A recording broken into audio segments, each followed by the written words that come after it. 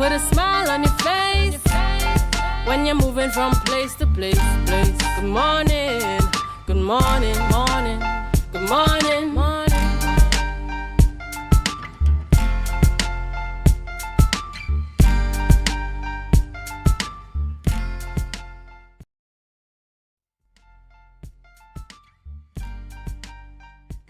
Good morning, and welcome to the morning show here on Tobago Updates Television. We've made it to the month of May. It's the first day of May 2025, and we're coming to you live from the Port Mall here in Scarborough, Tobago, and I am Adana Kumbi. This is the day that the Lord has made. Indeed, we will rejoice and be glad in it. Good morning, and I'm AMPLIA. Hold on, as you said, Adana, it is May. We're speeding through the year, and I hope that you all have been spending those past few months being very productive and setting your life goals and achieving all the things that you want to achieve in this life. And if you haven't, you could start off today with a fresh, clean slate and go after those things that you want the most, you desire the most in this life. That's right. And as you remember, viewers, even last year into this year, we used the word consistency. And so I hope you are remaining consistent, as Akilabi reminded you there this morning. We have a lovely show lined up for you this morning, and we do hope that you could stay with us throughout the entire programming. But before we get into all of those conversations, we head on over to the news in 90 seconds. Thank you, Adana. Here is your news in 90 seconds for Thursday, May 1st, 2025. Kamala Persad-Bissessar, political leader of the UNC, will be sworn in as Prime Minister today, according to a statement issued from the Office of the President. The swearing-in ceremony is scheduled for 4 p.m. at the President's house. Persad-Bissessar becomes Trinidad and Tobago's 9th Prime Minister following her victory over the People's National Movement in the April 28 general election. Cabinet appointments are yet to be announced. Up next, Arima MP Penelope Beckles-Robinson was nominated as opposition leader by a narrow 7-6 margin among the PNM's 13 elected MPs, with her own vote tipping the scale. She received support from 6 colleagues, while the remaining 6 withheld their support. Her nomination comes amid significant internal shifts within the party. Prior to the PNM's General Council meeting, Dr. Keith Rowley resigned as political leader, Rohan Sinanan resigned as deputy political leader effective May 1st, and outgoing Prime Minister Stuart Young resigned as party chairman. Before departing, Dr. Rowley also revoked the appointments of deputy political leaders Colin Imbert and Dr. Naya Gatsby-Dolly. And finally, Chief Secretary Farley Augustine announced that the Crown Point Bonacord Assemblyman Joel Sampson will resign from the Tobago House of Assembly effective today, ahead of his swearing in as Member of Parliament for Tobago West. Augustine highlighted that under the law, a by-election is not required since the next THA election is constitutionally due within a year. Augustine is expected to appoint a surrogate to serve the remainder of Sampson's term. Additionally, either a councillor or an elected member of the House will be appointed as the new Secretary of Community Development. And that was your news in 90 seconds. Thank you, Biana, for all news there in 90 seconds. And of course, interesting information coming out there. As you're aware, election concluded on Monday evening, but we're still in talks. We're still waiting. The government would be formed. The appointment this afternoon of the Prime Minister in waiting, Kamala Persad-Bissessar. Are we going to see the assignments? I'm interested to see what the cabinet is going to look like, how the cabinet is going to be formed. True. I know that there were rumors circulating on social media pages in terms of assignments, but we are yet to wait to get an official report in terms of who would be assigned where and how the government will serve the people of Trinidad and Tobago.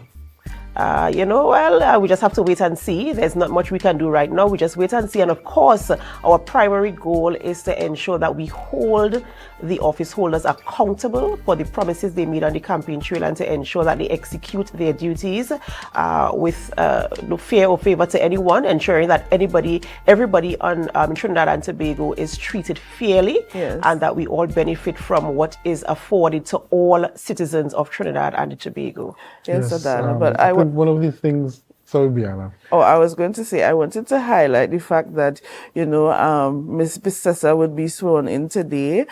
We have the president as a female, Miss Christine Kangaloo, and now we have the opposition head as a female, Miss Penelope Beckles Robinson. That's right. Yes. And so I think it's the first in history in Trinidad and Tobago. Yes. But we get to all of those conversations a little bit later in the program this morning. So I do hope viewers, you can stay with us as we go through the talks this morning. Very, very interesting topics to discuss here right on the morning show here on Tobago Update Television. But before we get on to all of that, Biana, thank you so much. We'll see you back on set in a short while. But we have to say happy birthday to those who are celebrating. Ladies and gentlemen, it's that time of the morning where we say happy birthday to those who are celebrating. It's time for our birthday shout out. And we start off the birthday celebrations by saying good morning and happy birthday to Mr. Kevin Phillips. Kevin, you are celebrating a birthday today, and we say happy birthday to you. We pray God's blessings upon your life, and we do hope that you have a wonderful, wonderful birthday today. I don't know if you're working or if you're taking the day off today, but whatever you do, I do hope that you have a wonderful birthday today, and I pray God's blessings upon your life. So happy birthday to you there.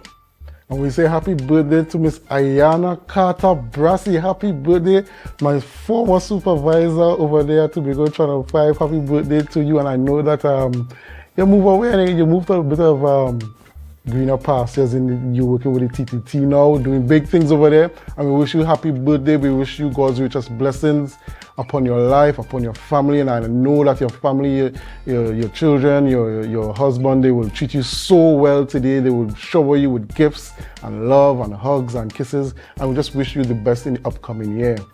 Right, and we also say happy birthday to Keyshawn Samuel. Keyshawn is celebrating a birthday today, and I want to say special happy birthday to Keyshawn, a party goer, a friend of mine, a mischievous little young man, and I want to say happy birthday to you. I pray God's blessings upon your life, and I do hope you have a wonderful, wonderful birthday today. Right, and we round up the birthday celebrations by saying happy birthday to my friend, my good friend, goes by the name of Sabrina Archer, and if you know her well, we also call her Mona. Happy birthday to you, Sabrina. I pray God's blessings upon your life. I do hope you have a wonderful, wonderful birthday, a heart of gold, a beautiful, awesome friend to have, and from all of class of 96, we say happy birthday to you, a special birthday to you coming from me and to the entire family here at Tobago Updates Television. We do hope that you have a wonderful, wonderful, awesome, amazing. In fact, I know it's going to go down. I know it's going to go down, and I have to swing by today just to plant a kiss on your cheek to wish you happy birthday as well. So happy birthday to you, Sabrina Archer, known as Mona. And of course, if you are celebrating a birthday, an anniversary, or whatever you are celebrating, even if we don't have your photographs, we do join in the celebration with you, whether it's a wedding anniversary, whether it is a promotion, a new job, a new car, a new home, you're migrating to a new country, your child is graduating, whatever it is, we join in the celebration with you. And we do remind you to put God first, because He is the sole reason why there's even anything for you to celebrate. You do know that we have a wonderful show lined up for you this morning, and we want you to be a part of the conversation. Akin Labi, who are we having conversations with this morning in studio? Okay, well, this morning in studios, we're having conversations, post-election conversations with Mr. Leroy George, who was the independent candidate for Tobago West, and he's going to talk about the 2025 general elections post-mortem. And we carry on the post-mortem conversations with another sort of independent candidate, Mr. Ricardo Phillips, the political leader of the Class Action Reform Movement, and he's going to be continuing conversations about the 2025 general elections post-mortem. So we'll hear their views and their thoughts on the results and the way forward for Trinidad and Tobago. That's right, viewers, and we do hope that you could stay with us as we have these conversations this morning. And whether you are viewing on our Facebook live stream or on our YouTube channel, on AMPLIA 102 or Flow 121 or 130, we welcome you. In fact, we want to take this opportunity to say thank you so much for choosing us, making us number one for talk show here on the island of Tobago. We see your comments. We appreciate all that you do and all that you say to make us, to keep us here on air. We appreciate your company. We like it that you make us a part of your morning routine, whether you're in your garden, in your kitchen, you're getting ready for school or work. We do appreciate you. And we do have to go for a short break. And before we go, of course, we hope you come back after the break. But as we go, we invite you to help us. Share the live. We'll be right back.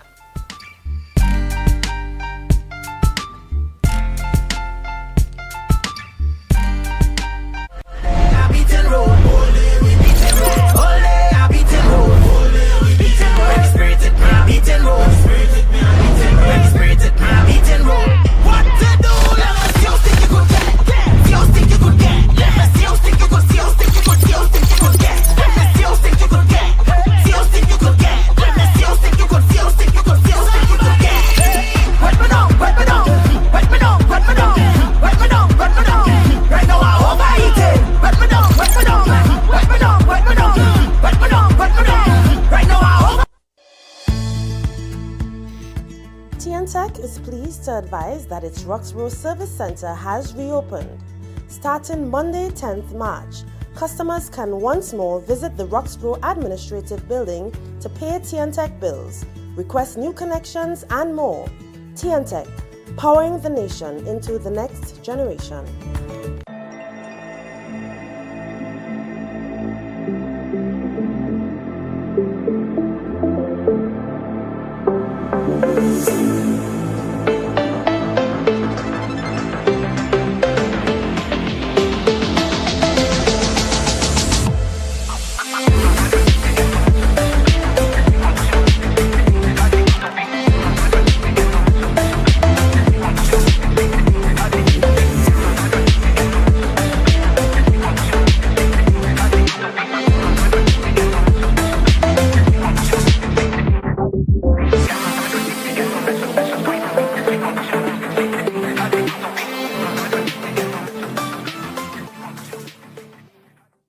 Are you in a dispute with a registered investment service provider of the TTSEC?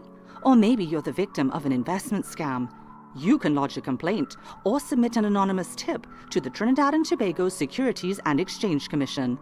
Download our Investor Protection app or go to ttsec.org.tt to access our complaint form or submit an anonymous tip. Write a clear summary of your complaint. Submit copies of supporting documents along with the originals for verification. Provide a copy of the feedback received from the entity regarding your complaint. All investor complaints or scam reports submitted by the public are acknowledged and reviewed by the TTSEC. Investigations are pursued based on the outcome of the review. Trinidad and Tobago Securities and Exchange Commission, protecting the interests of investors and the public. You invest, we protect. Everyone benefits. Courts is well known as the Caribbean's largest retailer, providing consumers for generations with the very best products to enhance their homes. This year, we bring our expertise to businesses.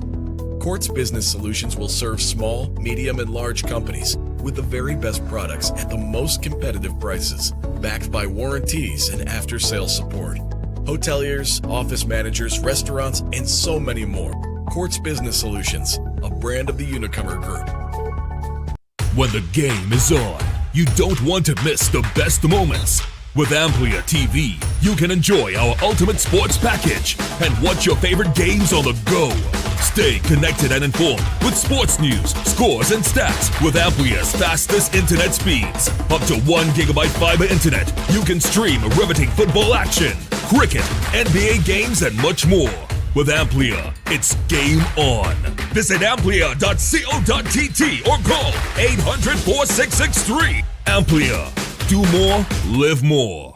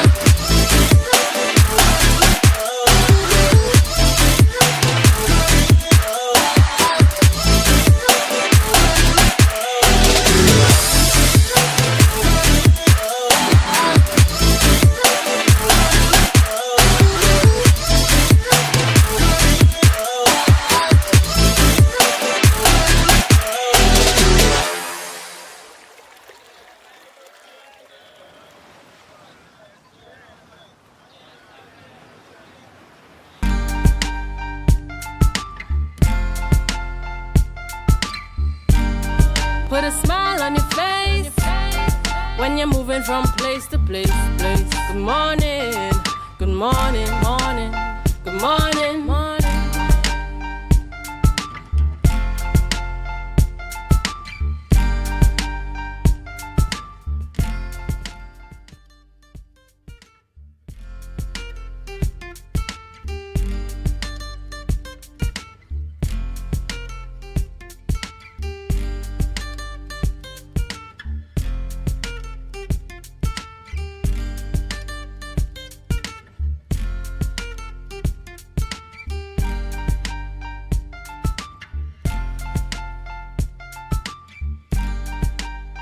Good afternoon, everyone. We just completed our exercise, our General Council meeting, where I was, first of all, I think you all would have seen a release where 6 of my colleagues would have recommended me, and there is the endorsement of the entire General Council for me to be the opposition leader. I want to take this opportunity to thank the entire General Council, to thank my colleagues, my other 12 colleagues who will also be supporting and endorsing me, and I look forward to being the first female leader of the opposition of the People's National Movement. I will take any questions. What would be your first priority as opposition leader in light of the fact? Welcome back, viewers. Welcome back to the morning show here on Tobago Updates Television. And you just heard an excerpt from the press conference coming out of the General Council meeting of the PNM with Penelope Beckles being now the leader of the opposition, first female, as we were talking about earlier in the show, Biana, mentioning 3 females being at the helm of governments in Trinidad and Tobago. And, coming from that press conference, there's so many things to unpack there. And I want to start with the fact that she was saying 6 of my colleagues recommended me. Yes. And of course, if you listen to the rest of the press conference, you'd hear where the media was asking, what about the others? Did they recommend? I know you're standing now in a position to try to figure out, was the recommendation unanimous? How did they get to where they are now? What are your thoughts, both Akinlabi and Biana, where that is concerned? Well, for me, the initial press release would have stated 6, but they had their meetings. I'm pretty sure all of those who were elected to office, to Parliament, would have come together and they would have had the conversations, and whether it was unanimous or not, the majority supports Ms. Penelope Beckles Robinson to be the next opposition leader in Trinidad and Tobago. So even though initially it was only 6, I believe that they had a conversation with all of those that were elected, and they came to a consensus, or they came to an agreement that this person will now be our leader in the Parliament. Biana, what are your thoughts? I feel, before I get to Biana, while Biana is figuring out her thoughts, the People's National Movement, they kind of put out a united front. Even if there might be something happening in-house, while you might be on the outside and suspect that something is happening, in fact, the facts, it might look as if very blatant that something is happening. When they come out, they kind of put out a united front. Yes. And for me, my interpretation of the press, the response to the question, or the announcement, is that 6 of my colleagues recommended me, and I feel as if the others had to fall in line. This is nothing to do with Tobago Updates. This is my personal opinion, based on looking at the press conference. I'm looking at the body language and the posture. Remember, I'm just putting a plug here, I'm a communication specialist, so I see all these things, and I'm looking at the body language, the posture, the tone. I'm even looking at the gentleman sitting next to Miss Beckles, and I'm looking at all of these things, and I'm feeling as if the 6 agreed, but did all of them really agree? Biana, I don't know where you're coming in, where this is concerned. Well, I was going to say, based on the fact that you said the 6 recommended her, it's like, we will put you in, but somehow, we ain't too sure, so to speak. The words failing me, but we will put you, right? The others didn't really want you, but, go for now. So, but even if you look at from the beginning, when Mr. I almost said Mr. Manning, God rest his soul, Dr. Rowley had announced that he was going to resign, and they were supposed to select a prime minister, her name came up. Yes. And then we got Stuart Young. Right, and even if you look yesterday evening outside Balizé House, you saw all the supporters there saying we want Penny, and that basically that's who the people wanted from the beginning. Yes. In my assessment and based on the information and the research that is out there, that is who the people really wanted. And I don't know how the decision came to have Mr. Young in that position, and now we boil back down to, well, we really have to go with Miss Beckles. Yeah. And that's where we are now. If you look at the screen, look at the body language, look at the posture, I am sensing some level of discomfort, You know, I feel as if people are uncomfortable. This is the position we are in now. I mean, coming out of a loss, I mean, they've lost. Yes, and now they have to face defeat, but how do they move forward? And I feel this is them trying to put on a brave face and moving forward with what the situation we have at hand. Look at the body language. Tell me that you don't think that people are uncomfortable in this situation.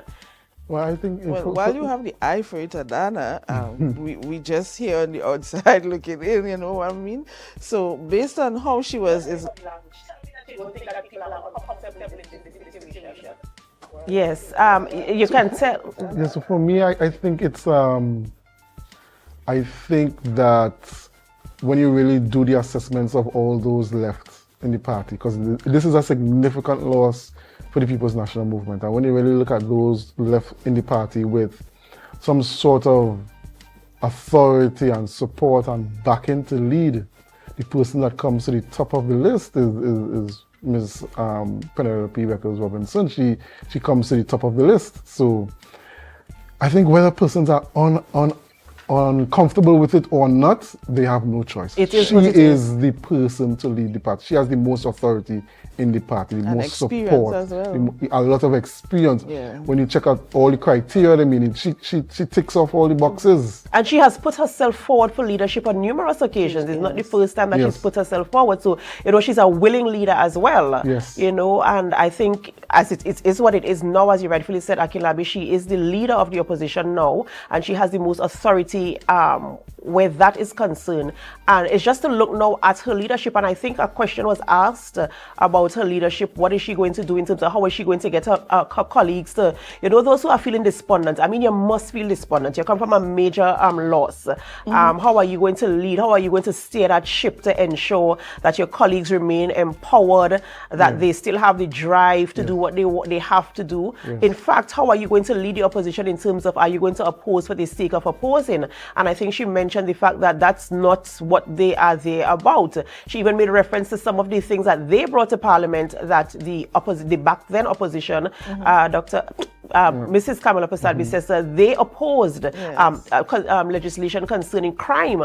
She made a lot of reference to that, and we're hoping that, you know, as they lead, they're going to be very objective in opposing. Yes, holding the government accountable for what they have to do, but opposing objectively, not just for the sake of, well, I lost and I vex and I opposing everything you bring to the Parliament. I hope that's not the way forward. Given her disposition and how we know how to operate over the years in politics, I don't really think that is her philosophy. And you said that she mentioned it, that's not her philosophy. And I think she would be true to her words, and she would act in a very mature, I think she would bring a higher level of maturity to the way we go about politics in the Parliament and in Trinidad and Tobago. And my hope is that she does have the support of the party, right? Because it took a lot for her to get to where she is now. You know, we spoke about the fact that she did put herself forward. We were thinking that she would have been the Prime Minister in waiting when Dr. Rowley resigned. You're hearing the people of the party on the outside of Balize House saying that that's who they want. So I really do hope that she gets the support from the members who are in the Parliament at this point in time, that they do, you know, give her they hold her up, you know, and they help her to carry that mantle as the leader of the opposition, the first female leader of the opposition, and, you know, somebody who has been there for a number of years. I think in her discourse last night, she mentioned that this is her 6th election. Wow. And that's been there. Yeah, that's a long time to be in politics and to be going through elections. 6 elections, you know. Let's say 6 by 4, that's 24. Even if you say 6 by 5, so between 24 to 30 years, she has been in active politics in the People's National Movement. So she kind of, as you mentioned, Akilabi, she has the experience. Yeah. She has the experience. She's been there. She knows the ins and the outs. And I feel as if she has a heart for the people.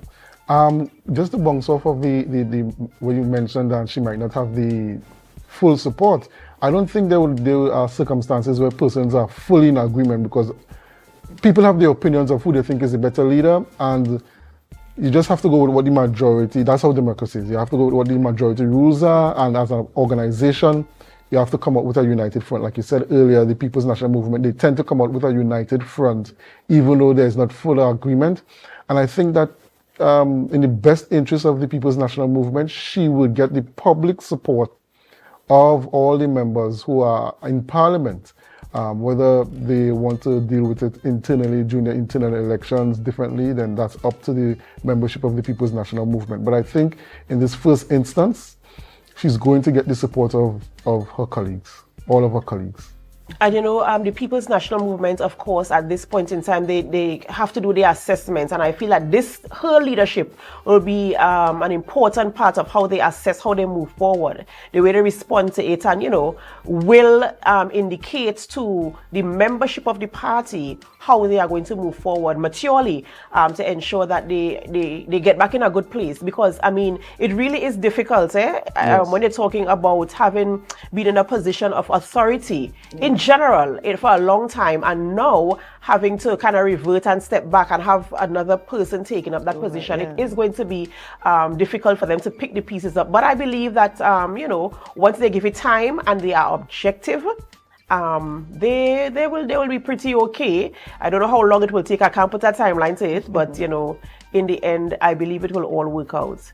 I want to shift gears a little bit to the Tobago instance. We have two gentlemen from Tobago heading to Parliament. Yes. Right? We have Mr. David Summers and we have Mr. Joel Sampson. Now we know Joel Sampson was an assemblyman heading into this election, and now he is going to be sworn in as a member of Parliament. So of course a resignation has to come for the post of assemblyman, and now we have a vacancy. We have a vacancy to fill in terms of the Secretary of Community Development, Youth Development and Sport. Very, very interesting. I wish I could be a fly on the wall inside the TPP to see what the discussions are right now. Of course, they are beaming with pride, and congratulations, of course. If we didn't say it before, congratulations to Mr. Joel Sampson and Mr. David Summers. What do you think the conversation is like in there? Who do you think, what kind of names do you think kind of popping around to be the Secretary of Community Development? Well, I think that what they're going to have to do, because they can't add any more councillors, and they can't, they could, but I don't think that they would do any by-elections for the seats. So I think what they will do is just probably tag it on as they're in the last few months of their term. They're going to tag it on to another secretary, perhaps a secretary with the lightest load right now. Tag it on to that person. They will have to make they have to have the conversations and do the analysis and realize who could take the pressure, who could take the load, and who can't. Or is it that the assistant to the secretary, could that person move up and be in the position? I think even all of that they could do. They can make the assistant secretary the secretary, move them up, and let them manage for the last 3 months. The assistant secretary in that division is Mr. Wayne Clark, right? Yes. In my humble opinion, I don't think that they will make that decision. I feel they will as you said, Akilabi, I feel they will tag it on to somebody else. So somebody will have two divisions to manage. That's just my opinion based on the skill set and based on should I say experience. I don't think that they would I can't determine what they're going to do, but I don't think, and we all thought all sorts of things coming out of this election, and we didn't think that this would have been the outcome. I don't know, perhaps by the time I wake up tomorrow morning I will hear that is the case, so we'll just have to wait and see what is happening. And we hope that we get that information in the soonest possible time, and we don't have to wait as long as we waited to get a candidate for Tobago West, but we were waiting pre-election. It paid off for them. It did pay off for them, and of course, again, many, many congratulations to you all. I guess strategy was used there as well. Okay, point to note. We have to lean in on them for some strategy tips and pointers. We have to go for a short break, viewers, before we continue conversations right here in studio this morning. Thank you so much for being with us, and we do hope that right after the big break, you'll be with us again. We have to go, and of course, and as we go, we invite you to help us. Share the live, share the live, share the live. We'll be right back. Coconut's Cafe, the buffet restaurant that specializes in all your tasty local dishes. For breakfast and for lunch. Breakfast includes coconut bake and sada roti, served with chokers, bull joil, and sausages in tomato sauce. Not forgetting beef and cheese pies, shepherd's pie, macaroni pie, and rice in various styles. Meat served in a variety of flavors, garden salads and pasta salads. All this accompanied by fruit juices, coconut water, your choice of a great combination to appease your taste buds. So call us today to order, as we are here to accommodate your busy schedules or if you are having a cooking day off. Courts is well known as the Caribbean's largest retailer, providing consumers for generations with the very best products to enhance their homes. This year, we bring our expertise to businesses. Courts Business Solutions will serve small, medium, and large companies with the very best products at the most competitive prices, backed by warranties and after-sales support. Hoteliers, office managers, restaurants, and so many more.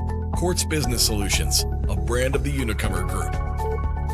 Tobago Glass Supplies has been a leading name for over 37 years in the glass and aluminum market in Tobago. We provide an extensive range of high-quality, innovative aluminum and glass products for commercial and residential use. Competitive prices with superior and professional services by committed employees who are guided by rigid quality standards. Tobago Glass Supplies specializes in the manufacture and installation of glass and aluminum products that are essential to today's homeowners and the business environment. We are engaged in marketing, sales, and installation of a variety of products. These ranges from windows and doors to necessities such as mirrors for homes and vehicles, designed and manufactured in-house or imported.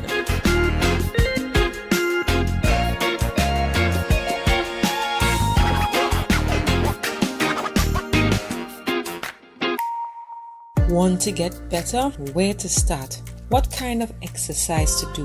What to eat? How to get restful sleep? Need a doctor to search for root cause? Look no further. Come to Majuba Hill Lifestyle Center Foundation at our Wellness Center in Goodwood, or Food Hub in Darrow Springs, Scarborough, or Doctor's Office in Goodwood and Darrow Springs. Contact 49 Swift 4979 438.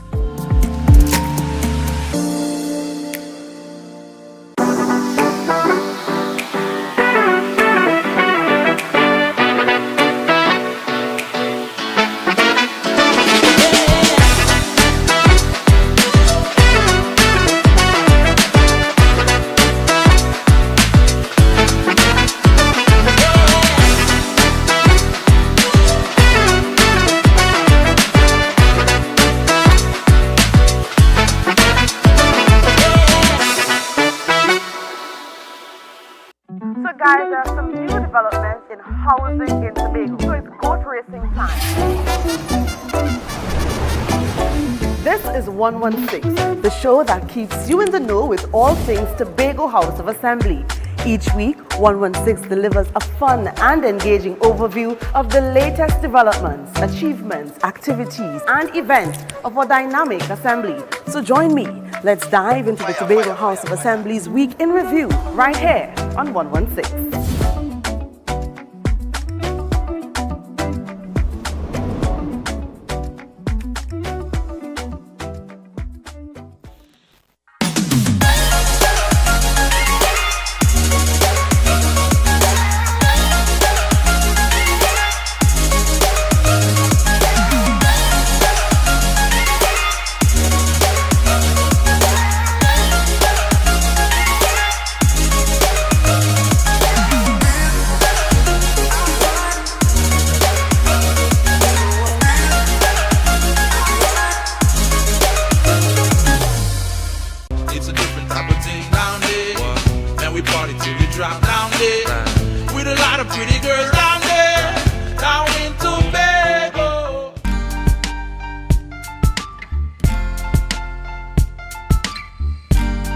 Put a smile on your face when you're moving from place to place. Good morning, good morning, morning, good morning, morning.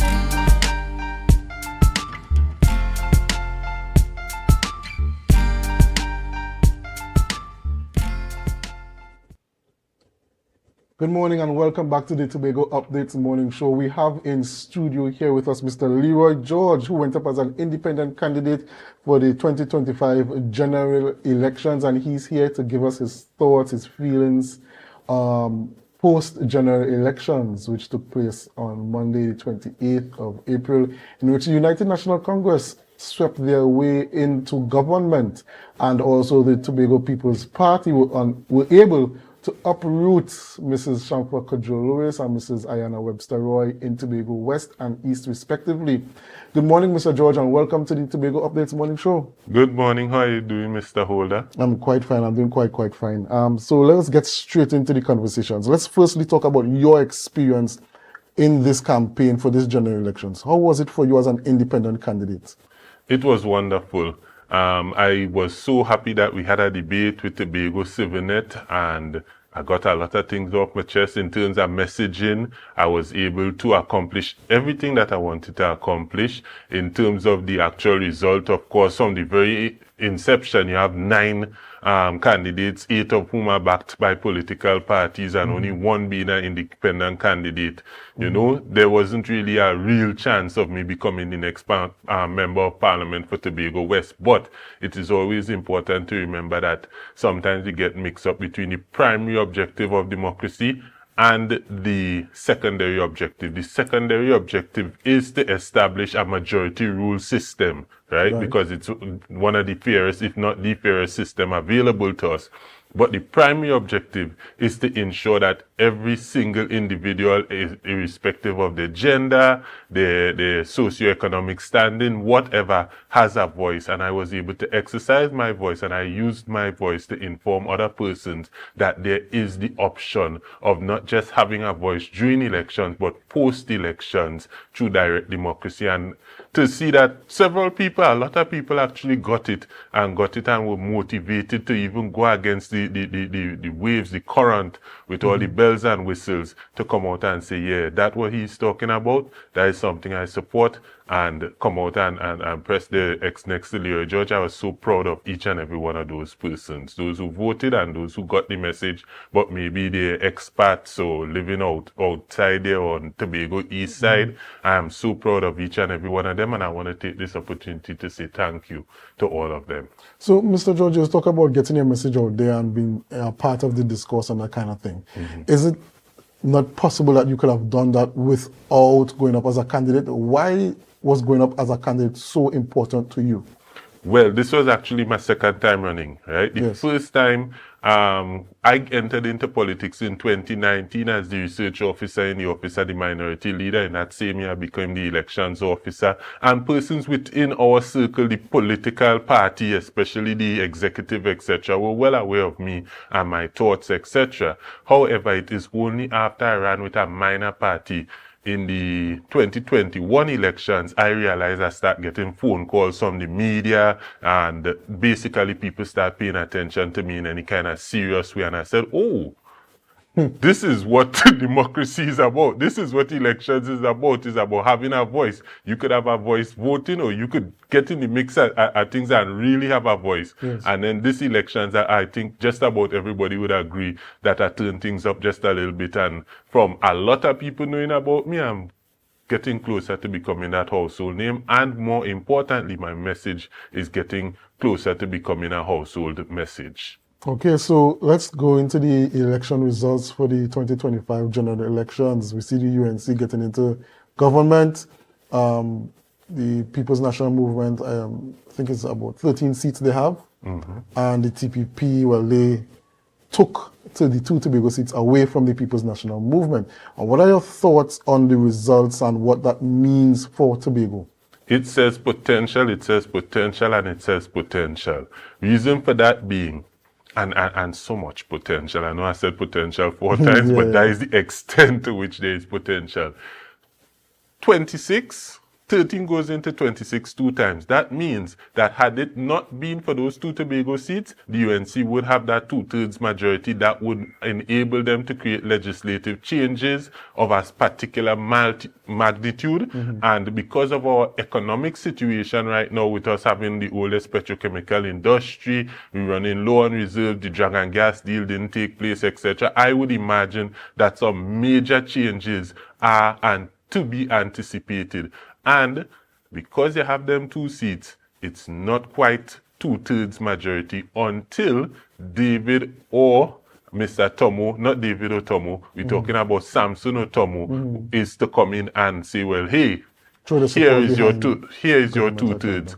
And of course, one would imagine that the number one thing on their list would be to see a bill or bills brought forward before Parliament that would be able to utilize that 2/3 majority and put Tobago in a better position, and we'll need to be in a better position if we are to survive the rapidly changing circumstances internationally and nationally taking place. So do you think that with that, with those 2 seats and the elections panning out the way it did in Trinidad, or the PNM just getting that extra 13th seat to deny the UNC of the 2/3 majority on their own, do you don't think that that places the TPP in a strong bargaining position within the Parliament? It puts the TPP in a very strong bargaining position. It puts those 2 individuals in particular in a very strong bargaining position. And I am optimistic that it would create greater democracy even within the political parties here in the Tobago space, because now you have a situation, a member of parliament on paper is the equal of the chief secretary. If that member of parliament happens to hold our entire ministry, well, then that is probably superior to the chief secretary in terms of the amount of money they control. Even on paper, they will be higher. If on top of that, you now control the deciding factor on 2/3 in a nation that is 20 times larger than Tobago, you're looking at these guys could become ominous political creatures. And as a result, I suspect that in the TPP, persons are going to now start looking and saying, that's a pretty big creature right there. The TPP have their internal elections every 3 years. It's been, about a year or so since? And so one could imagine that there are going to be some democratic options within that political party. And rising tides tend to raise all ships. Once that happens there, I see changes happening in the PNM. Yesterday, we discovered that Penelope Beckles is going to be the member of parliament, which makes us now probably one of few nations that have prime minister, president, and opposition leader all being female. One would expect that persons in Tobago may now start looking at, if not the gender relations, but how can we evolve in the way that we see politics in Trinidad evolving? How can we evolve here in Tobago politically, and not just politically, but legislatively, etc.? And so I think persons are going to start dreaming bigger, and that is exactly what I intended. So, Mr. George, we have a situation now where there was a list coming out with the potential appointments for the cabinet of Trinidad and Tobago, and it involved the 2 Tobago seats, the TPP members also being a part of the cabinet of Trinidad and Tobago. Since then, I've seen circulations coming out saying that that list is fake, but it raises an issue for us in Tobago here. What do you think would be the direction of the TPP? Does it benefit the TPP more to join forces with the UNC and be a part of the executive? Or do you think the TPP should go it alone and stand independently in the parliament as an opposition voice? That is an excellent question. In terms of the 2 individuals, of course, it would benefit them to be a part of the executive council, and I think they have a large amount of say where that is concerned, right?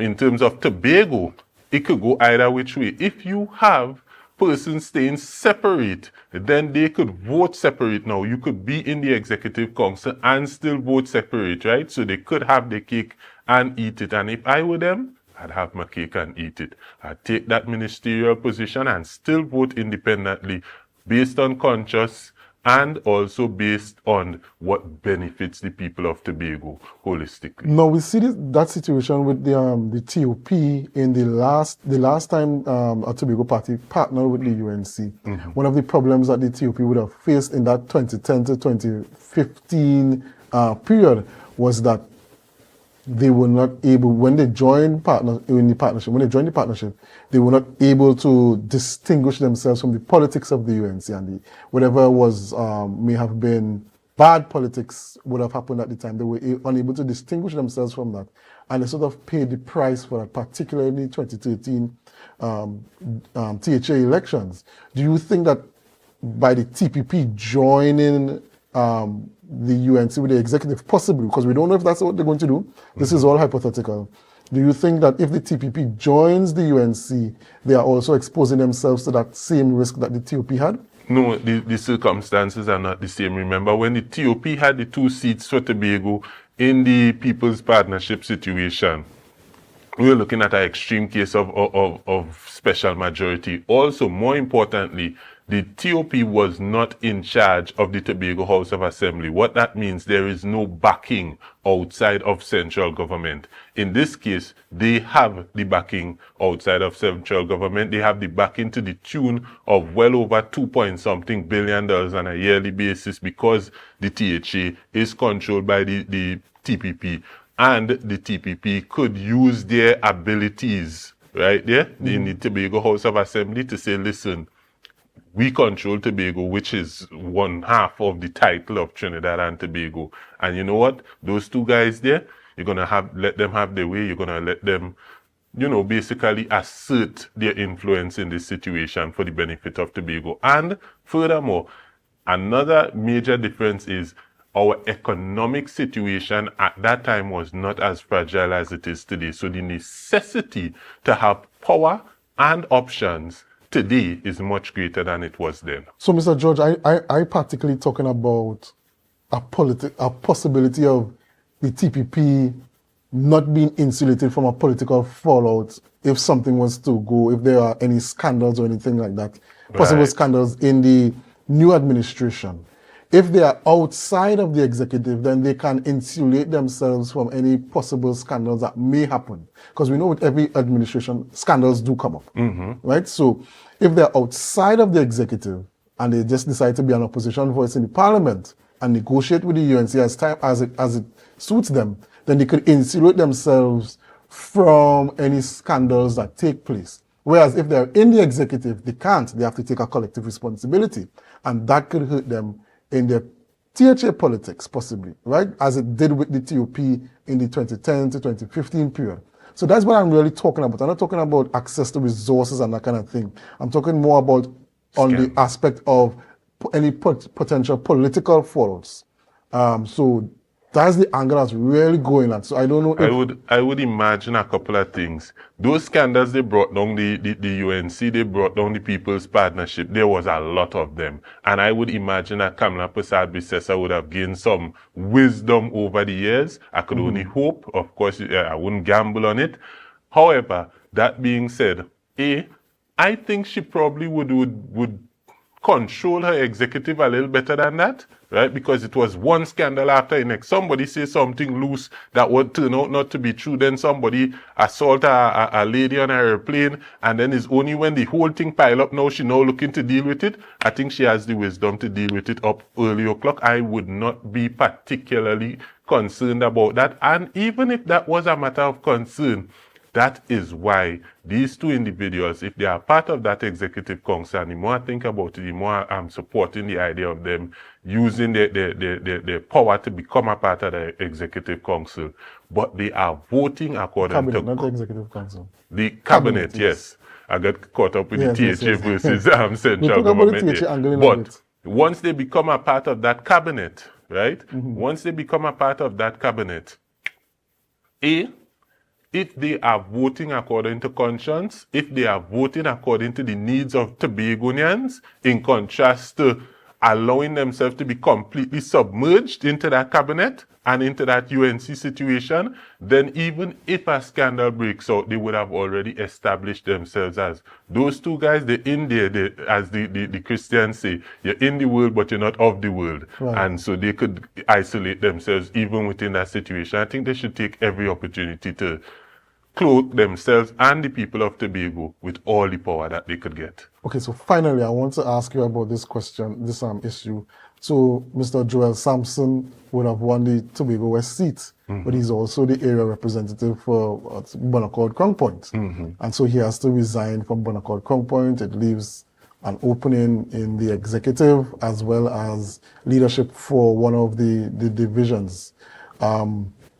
What do you think would be the THA's, the Executive Council's strategy now to fill that void? Well, the THA Executive Council would have already stated what they intend to do. They're stating that since there is less than a year between now and the time for Tobago House of Assembly election. They don't have to go into by-elections. They just have to make an appointment. That being said, I will caution the people, the membership of the TPP, to utilize this as an opportunity to ensure that democracy is increased within your own political party and demand that even if it does not come to the people of Tobago and there is not an EBC election, there is an election within the political party, because the people of the TPP are in a very, very powerful position at this point. All right, thank you very much, Mr. Leroy George, independent candidate for the 2025 general election. Ladies and gentlemen, viewers, we're going to go for a break, a short break, a quick break, and then we'll come back and we'll have conversations with Mr. Ricardo Phillip, the political leader of the Class Action Reform Movement, and he would also be giving his thoughts on the post-general elections fallout. So stick with us, do us a favor, share the live, share the live, share the live. We'll be right back after these short messages.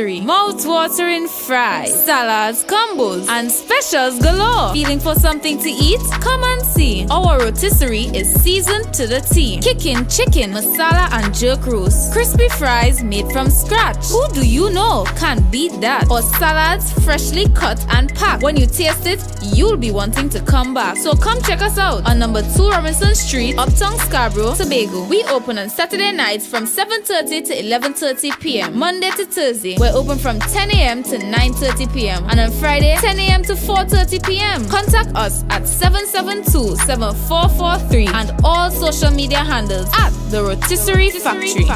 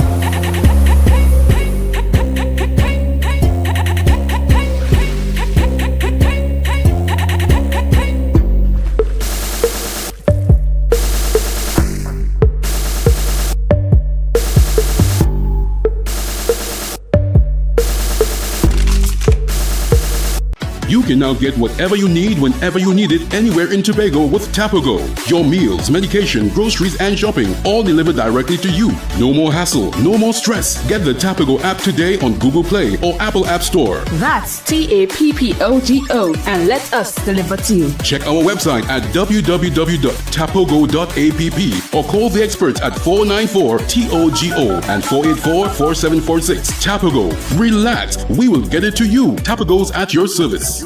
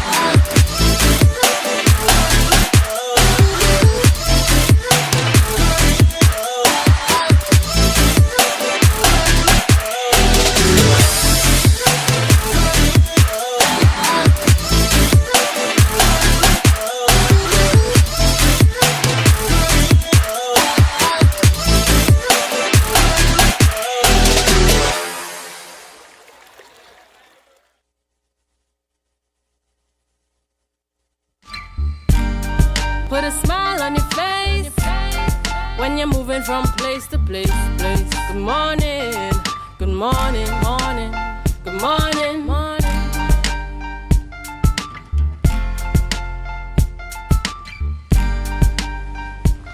Is that temporary extension or permanent? Welcome back to the morning show here on Tobago Updates Television, and thank you so much for staying with us.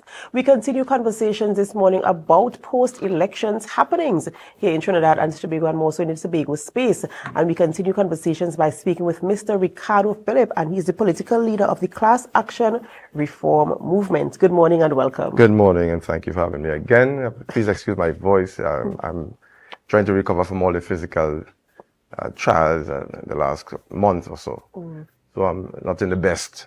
That's all right, and we'll take you as you are. Of course, we just came out of the general elections 2025, and of course, we saw the outcome there. And we want to talk a little bit about your involvement, your experience throughout the campaign trail, and of course, the outcome of the results. Going into the race as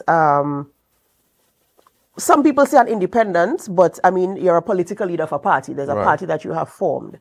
And so I want to talk a little bit about your focus in terms of going in. And I know one of my colleagues probably interviewed you before, but in terms of your focus in going in, and what are some of the things that you were hoping to achieve by entering the race for this general election? Well, as I have said before, I am under no delusions about my position as far as elections, especially in the last four election campaigns, and probably in a couple again in the future. I'm under no illusions, because I honestly know for a fact that the mission that is really ahead of me doesn't put me in a position to consider winning a seat. Because if you're going to deal with something that people are not accustomed to, you're kind of talking over their head, and that takes time. You can't be aggressive. I have seen those who went into politics aggressively and tried to build party and quick, and then crash. You got to build this right. You got to do this right. Politics and religion is almost sacred to most people. And so when you want to interfere with that, people will know you, but definitely not necessarily vote for you because they hold that sacred. They're not sure. They can't communicate. They don't understand. They're not familiar with what you're speaking. People are accustomed to one narrative all their life. You come with something different, something new. That will take some time. So I am pretty happy with the role that I can play thus far. I'm comfortable with the achievements that I'm able to make under the condition, the limitations and so on. There are a host of things that we can try to fix, and I'm trying to address those matters. But given the condition, given the reality, I'm really, really in a good place. Right. In terms of being a political leader of a party, how are you intending to build out your party to ensure that you have representation to contest, as you mentioned before, future elections? Because as it were, you are the face and the voice that we know for the party. How are you building out your party? And that's a good question, and a very, very good point. traditionally, we've seen people build political party over a couple of months. And people are coming to political party, join political party for their own agendas. The philosophy differs. In my case, I think that it is necessary that I have to build this from the scratch. And then it would attract the right people, hopefully attract the right people. And in attracting the right people, you're able to carry the same philosophy, everybody on the same page. And when that happens, then you have a stronger foundation. And that is where you're able now to carry your philosophy forward. So I'm still doing the groundwork. As I say, you're out there talking to people about, taking control and holding the government accountable, and people, what is that? What do you mean? So that we're still at that mindset. We're still at that level where, and the people who do understand it, their reaction to this, see me, I ain't getting involved in the election thing at all. So that's the two dynamics you're faced with. You got to resurrect a dead from here, and then you got to try to convert from here. So in the middle of that, you're trying to do the right thing, because I know for a fact this is the right thing to do. I can't compromise it. There's no such thing as compromising. Talking about your philosophy, what exactly is your philosophy in terms of election and governance of the country, the Republic of Trinidad and Tobago? And have you been able to effectively communicate your philosophy to whether it is your followers or even to attract the right people to support you and to come on board and to carry this mantle with you? People are preoccupied with their economics, and as we are now, politics has taken control of a lot of the economics of people. People are fearful, to come forward and share their views and to take a stand and to stand for the right thing. I understand all of that. But more importantly, I think my political philosophy has always been and will always be to change the way we see representation. We see representation. When you go to the campaign and you talk to somebody, the first thing they ask you, what are you going to do for me? And I have also said the question should be, what would you have me do for you? And that creates a confusion in it. What do you mean? So I have to start all over from scratch to explain what that actually means. That means that no political party, no political leader, no political philosophy is going to save you. We as a people have to save ourselves. But how are we going to do that? Well, then we have to start communicating with each other by way when there are major issues where we have to have community meetings and community gatherings and so to discuss the issues. We have to have public referendums on important issues. And so we now as a people would know what we want. And that's how we do it. That's how we keep them in check. It doesn't matter whether you're PNM, UNC, whatever party. The fact of the matter is that we have to hold them accountable. That is the kind of politics that I would like to get into, because I would be, God forbid, I would find it very difficult if I was elected to go into parliament and have to deal with that gimme, handout, help out kind of political philosophy that we are accustomed to. That is the dilemma that we face. But I understand where you're coming from, and this is a behavioral and cultural change that you're talking about, and this takes a lot of work to change the mindset of a people. How are you, especially a standalone person, because right now you haven't attracted the right people to help you. Right. Practically you are taking this fight and this mantle on your own. How do you suppose to transform the mindsets, change the culture, change the behavior of people to understand, because this is a task that you're undertaking. Of course. What are your strategies in terms of changing the mindset of people to where you think they should be? Well, the only strategy I can deal with now is the fact that I have to start. I am the one who started it, and starting doesn't take a whole army to start something. One match creates a fire that you take an army to put out. So I think the sowing is what is important at this point in time. I am sure, I'm certain along the way, because there are like-minded people in this country. There are people who are concerned about the future of the country, concerned about generations and all that kind of stuff. They will come up at the right timing. So I think for me, I have to be consistent. That's one of the reasons why I have to be consistent, because if you're not, then you just wasted your time. So I think now the seed is being sown, and I think people would come along as I go along. But for now, I think what I'm doing is exactly what I'm supposed to be doing. And now that we are in this place, you mentioned before that you're not disillusioned. You're not thinking that I'm going to win. You're thinking you're here for a specific purpose. Exactly, this is exactly. your specific purpose. Absolutely. As we are aware, it's going to take some time. We know it's going to take some time for you to roll out and for it to happen. In the meantime, while the governance of the country is ongoing, what is your position in terms of how things are done? And while you are building your party, while you are building your mandate and your mantle, how are you contributing to the overall development of Trinidad Right. and Tobago? That's a very beautiful question. You know, there are people who I'm not anti anything, and anti-party, sorry. What I'm anti is wrongdoing, corruption, and all those ills that destroys all of us. Because if, let's take, for example, if the Farley administration is doing the right thing, then I also benefit from it. So I think what I would have to do, and will continue to do, is to provide the alternative. This is not how it's done, this is how it's done. Rather than just being a party of opposition, by definition of opposition, by default rather, so that you're not in the place of condemnation and damnation, but you provide alternative. Now people take that offensive as well. Some people don't like the fact that they can say you've done something wrong. I've always said I can disagree with you and still be respectful to you. I also said that if you and I are friends, you should be able to tell me, listen, you're wrong, and I must be able to respect that as well. One of the problems we have here that supporters of the party do not say to their leaders and to the people, listen, what you've done was wrong. So we allow it to go wrong, like what happened to the PNM. They don't say, listen, you are wrong, and we need to correct this. But isn't this because of the victimization culture that people talk about? Of course. Of course, absolutely. We have to face all those things. A lot of stuff, we're in a bad place. We are really in a bad place. And I would hate to compromise, you know, what I'm doing because of popular opinion and all that kind of stuff. I think it's important because if we don't do it, I'm seeing the effects of it, the negative effects of it in the future. It's done in a bad place already, but I'm seeing it getting even worse. If somebody don't take a stand. You can talk about politics all you want out there about, if you come into the politics and you want to make a change in Trinidad and Tobago, you have to go back to the fundamentals and see where we're wrong, what we need to do to fix it, and come up with a solution. Not me alone. As I said, I am not asking people to vote for me as some kind of solution to the problems. I'm asking people to let's all together recognize the problem and let's fix it as a people. I don't know Nelson Mandela or Gandhi or what have you. I am simply saying we need to recognize. We like to bury our heads in the sand. We vote out the PNM and we vote in the UNC and we still haven't addressed the problems. The problems are still there. So the next 5 years, we're back in the same place. And that's what I'm saying. Nothing wrong with the UNC support, nothing wrong with the PNM support, but we have a problem and problems that we need to fix. And as a people, we all are responsible for doing so. Mr. Phillips, you have been, you said about 4 elections you've been a part of. Yeah, it could be more.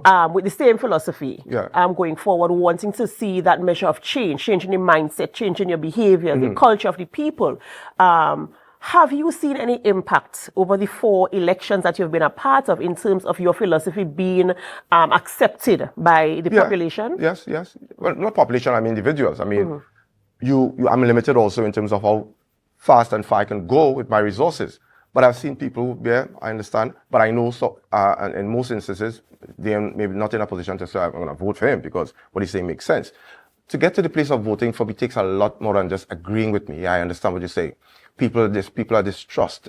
People are cynical. People are doubtful and all that kind of stuff. You have to contend with to get to that place where people say, yes, let me give this guy my vote. The people who voted for me are people who just love me. That's basically it. And I understand. I have no illusions about that as well.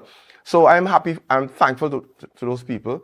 I know that I'm still loved and appreciated. But in terms of the real change in our mindset and so on, I am not there yet. I'm not there yet, and I have no illusions about that.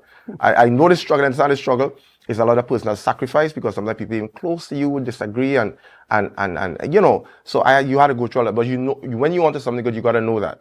And when God gives you the wisdom and the guidance and the wherewithal to do it, you got to do it. And outside of this support in terms of human resources, I mean, there are other resources that you would need to ensure that you get this message across, that you make the indent that you're looking for. Do you have that measure of resource? No, I don't have. I do this by faith. I'm going to continue every single day to find ways and means. I think what I must admit now, though, is that a lot more work has to be done on my part to continue to promote this message, because I think more people need outside of the election culture, the high emotions and so on. I think now a lot more people need to know with a calmer sense of things. So what I have done in the past, I'm going to change it a little bit in that sense, a different strategy in terms of making sure that I keep consistent in terms of the everyday information and disseminating the information and talking with people. I've done that, but again, I had to work and do this. So that's the challenge. And that was going to be my next question. How do you remain relevant outside of the election period to ensure that message? Right, again, that's a very beautiful point. It's something I've thought of, that I need to do more in that area so that when the election time comes, people are not bombarded with all the... You can't compete with the UNC and PNM in election campaign. You can't. You definitely can't. So all the independent candidates who went out there thinking that they're going to win their seat or believe that they're going to win their seat, I knew that's not going to happen because you cannot compete. So it's outside of the election time. We got to really step up our actions. I think that is the strategy moving forward. Okay, a very, very unique perspective here. I know a lot of politicians, when they enter in the race, it really is to win, to have the governance of the country. What happens to them after? Sorry, cutting, but what happens after? You go as an independent candidate or as a small party and you lose. What happens after? You just disappear because you're deflated, you're defeated. For me, it's not about if that was the case, then I would have been out from the first instant. But there's a mission, there's a purpose, there's an underlying purpose that is more passionate and more powerful than just the poor results. And that is what keeps me. Yeah. Really, really enjoying this conversation this morning. And I just want you to be able to share with our viewers any additional information you want in terms of ensuring that they understand your philosophy, they understand where you are, where you're going, and what's your overall goal in terms of your outcome, and where you see Trinidad and Tobago being positioned in terms of having the measure of governance you are hoping for to transform the lives of people, the standard of living, the way they think, the way we feel, the way we socialize as a people. Where do you see us in the next 5, 10, 20, 50 years? I would hope, I'm sorry. I would hope that even during the next 5 years with the UNC governance, that we as a people will start taking responsibility for this place that God has placed all of us in. We start taking responsibility for our generations, our children, and so on. I can guarantee you, almost guarantee, and this is not anti-UNC or anti-anybody, but I can guarantee you in the next 5 years, nothing will change for the better for Trinidad and Tobago. So voting the UNC simply because you're going to be the PNM doesn't change the fact that we still have an issue with crime to deal with. We have an issue with corruption to deal with, nepotism, and all those things that affects us that we can talk about on a daily basis, that we do talk about on a daily basis. But what we do instead is that we cuss and we cuss them and we cuss them and we cuss them and we cuss them until we get fed up and say, all right, I affects you, I'm going to give UNC the vote. And so we have some real problems that I would like to see us, even the civil societies, these are the people who need to come together and say, listen, these are the issues. All the politicians, the political parties and so on, come together and let's discuss those issues that affects us as a people, as a nation. The crimes and the murders and all that, the domestic violence and all those things are important. Because after the election, you ask people, why, really actually, just tell me, why did you vote blue? Or why did you vote red? Or why did you vote? And outside of all the emotion, they cannot articulate for you a strong argument that you can say, all right, I understand. I agree with you, but I understand what you say. We are not there. We are definitely not there. And political parties get away with that all the time. So on the election campaign, you hear UNC cussing the PNM cussing the UNC, and everybody's just speaking above the issues. And people get hype. The green, blue is the code, and yellow is the code, and red is the code. And that is what we go on to the polls with. People can't even articulate on the day after election why you vote. Very, very interesting there. I thank you so much for coming this morning, and I feel your passion, and I do hope that your philosophy is accepted, understood, first and foremost, and accepted. And I do wish you the very best in your political career as you continue to spread your message and to bring that measure of consciousness in terms of changing the mindset and reforming our behaviors and stuff like that in public spaces so that our lives, of course, can be changed. We have to hold politicians accountable. We have to hold the government accountable for the things that they have promised on the campaign trail. We have to ensure that we can measure the progress of the people. We have to be able to measure that we have advanced. And as Ricardo said, looking forward to see if there's any betterment, if by the end of the 5 years that we are in a better position. We have to be able to measure those things as well.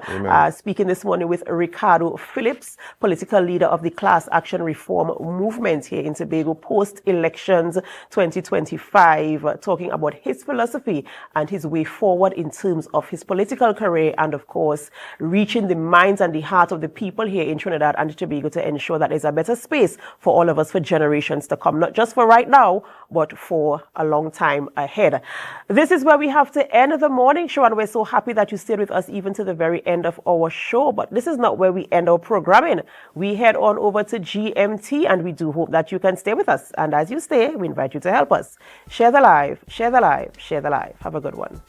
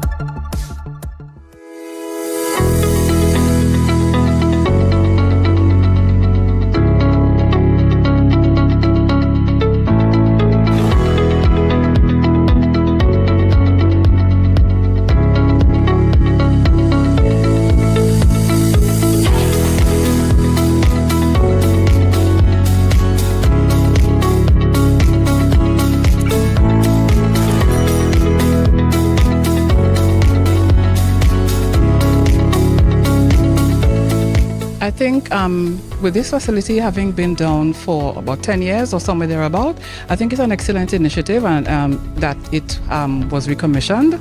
I was talking to one of the other educators here, and he said that it was a very good program for the students, especially at the CSEC level. So I think it's an excellent initiative, and I'm very proud of the present administration for working so feverishly and assiduously to get it back up and running. Yes, I am very excited about the reopen of the Kendall Aquatic Facility. I hope to come and learn to swim properly. I'm very excited about the reopening, and I hope to come and take swimming lessons. The problem we had was that the leak, the facility had a leak and caused the major shutdown. So now that it is back, all the programs you see happening in the west will be in the east, and even more, because while it was down, we were planning how we're going to do a lot of things. So what you see down in the west will be up in the east.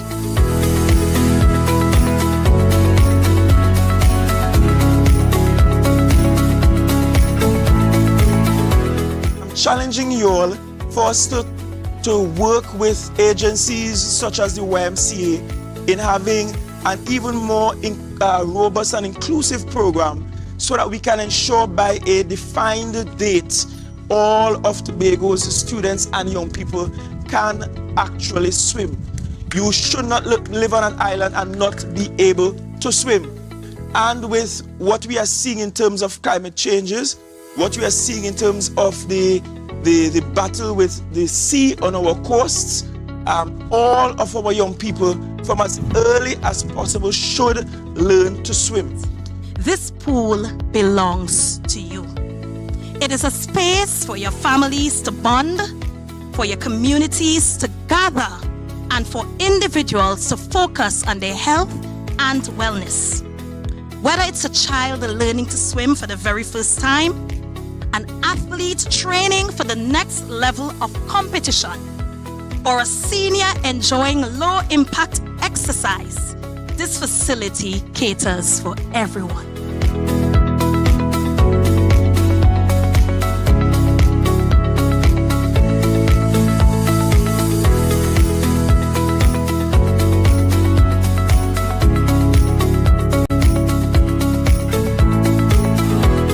Was a production of the Department of Information, Office of the Chief Secretary, Tobago House of Assembly.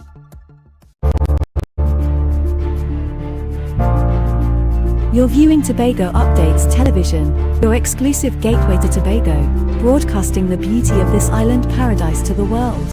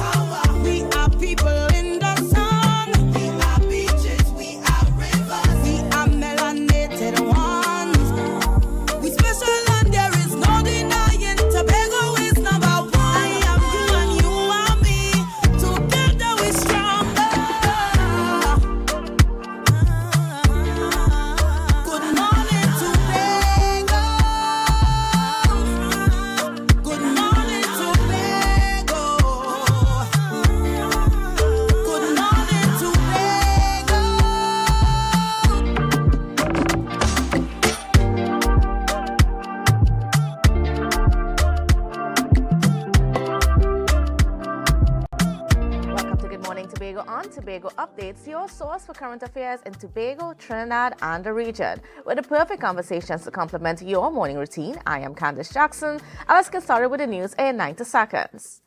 Carmen Prasad-Biswas, a political leader of the UNC, will be sworn in as Prime Minister today, according to a statement issued from the office of the President.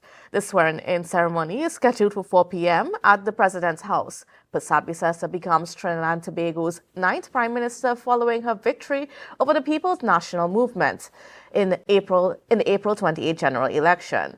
Cabinet appointments are yet to be announced. Meanwhile, Arima MP Penelope Beckles-Robinson was nominated as opposition leader by a narrow 7-6 margin among the PNM's 13 elected MPs, with her own vote tipping the scale. She received support from 6 colleagues, while the remaining 6 withheld their support. Her nomination comes amid significant internal shifts within the party. Prior to the PNM's General Council meeting, Dr. Keith Rowley resigned as political leader. Rohan Sinanan resigned as deputy political leader, and outgoing Prime Minister Stuart Young resigned as party chairman. Before departing, Dr. Rowley also revoked the appointments of deputy political leaders Com Imbert and Dr. Nyan Gaspi-Dolly. And finally, Chief Secretary Fali Augustine announced that Crown Point Bonacord Assemblyman Joel Sampson will resign from the Tobago House of Assembly effective today, ahead of his swearing in as the Member of Parliament for Tobago West. Augustine highlighted that under the law, a by-election is not required since the next stage election is constitutionally due within a year. Augustine is expected to appoint a surrogate to serve the remainder of Sampson's term.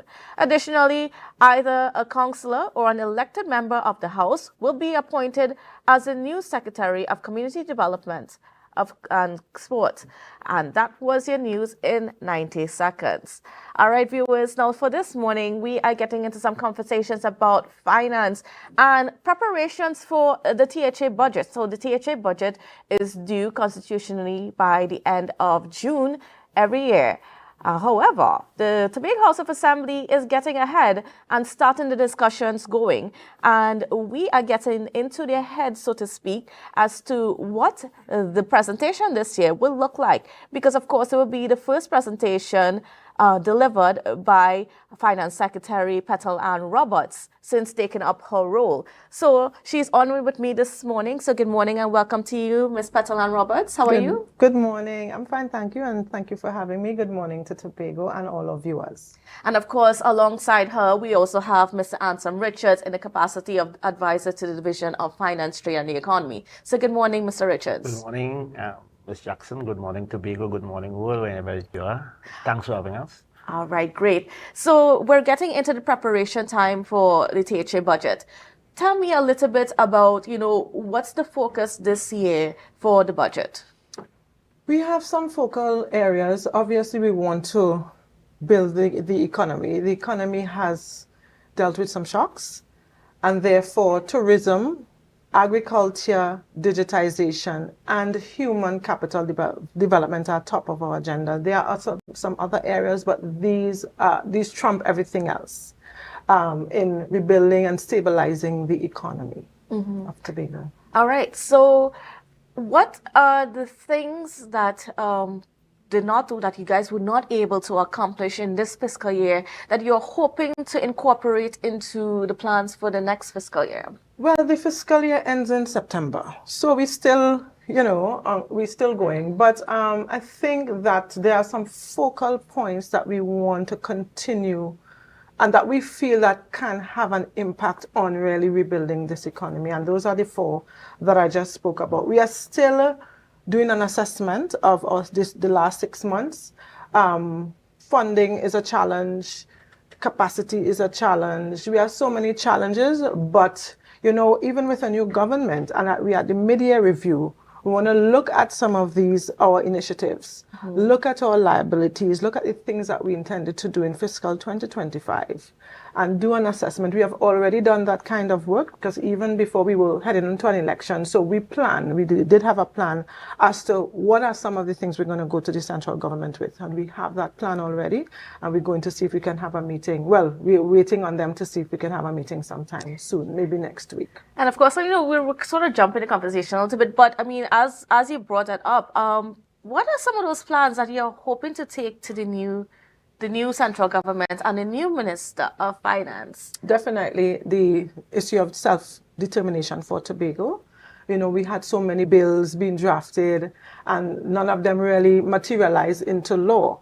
So obviously, and Mr. Richards will talk more on that, where we would want to look at the two that we had in 2013 and the most recent one and build on that and come up with the ideal legislation for Tobago to have its autonomy. So that's one, and Mr. Richards will expound on that.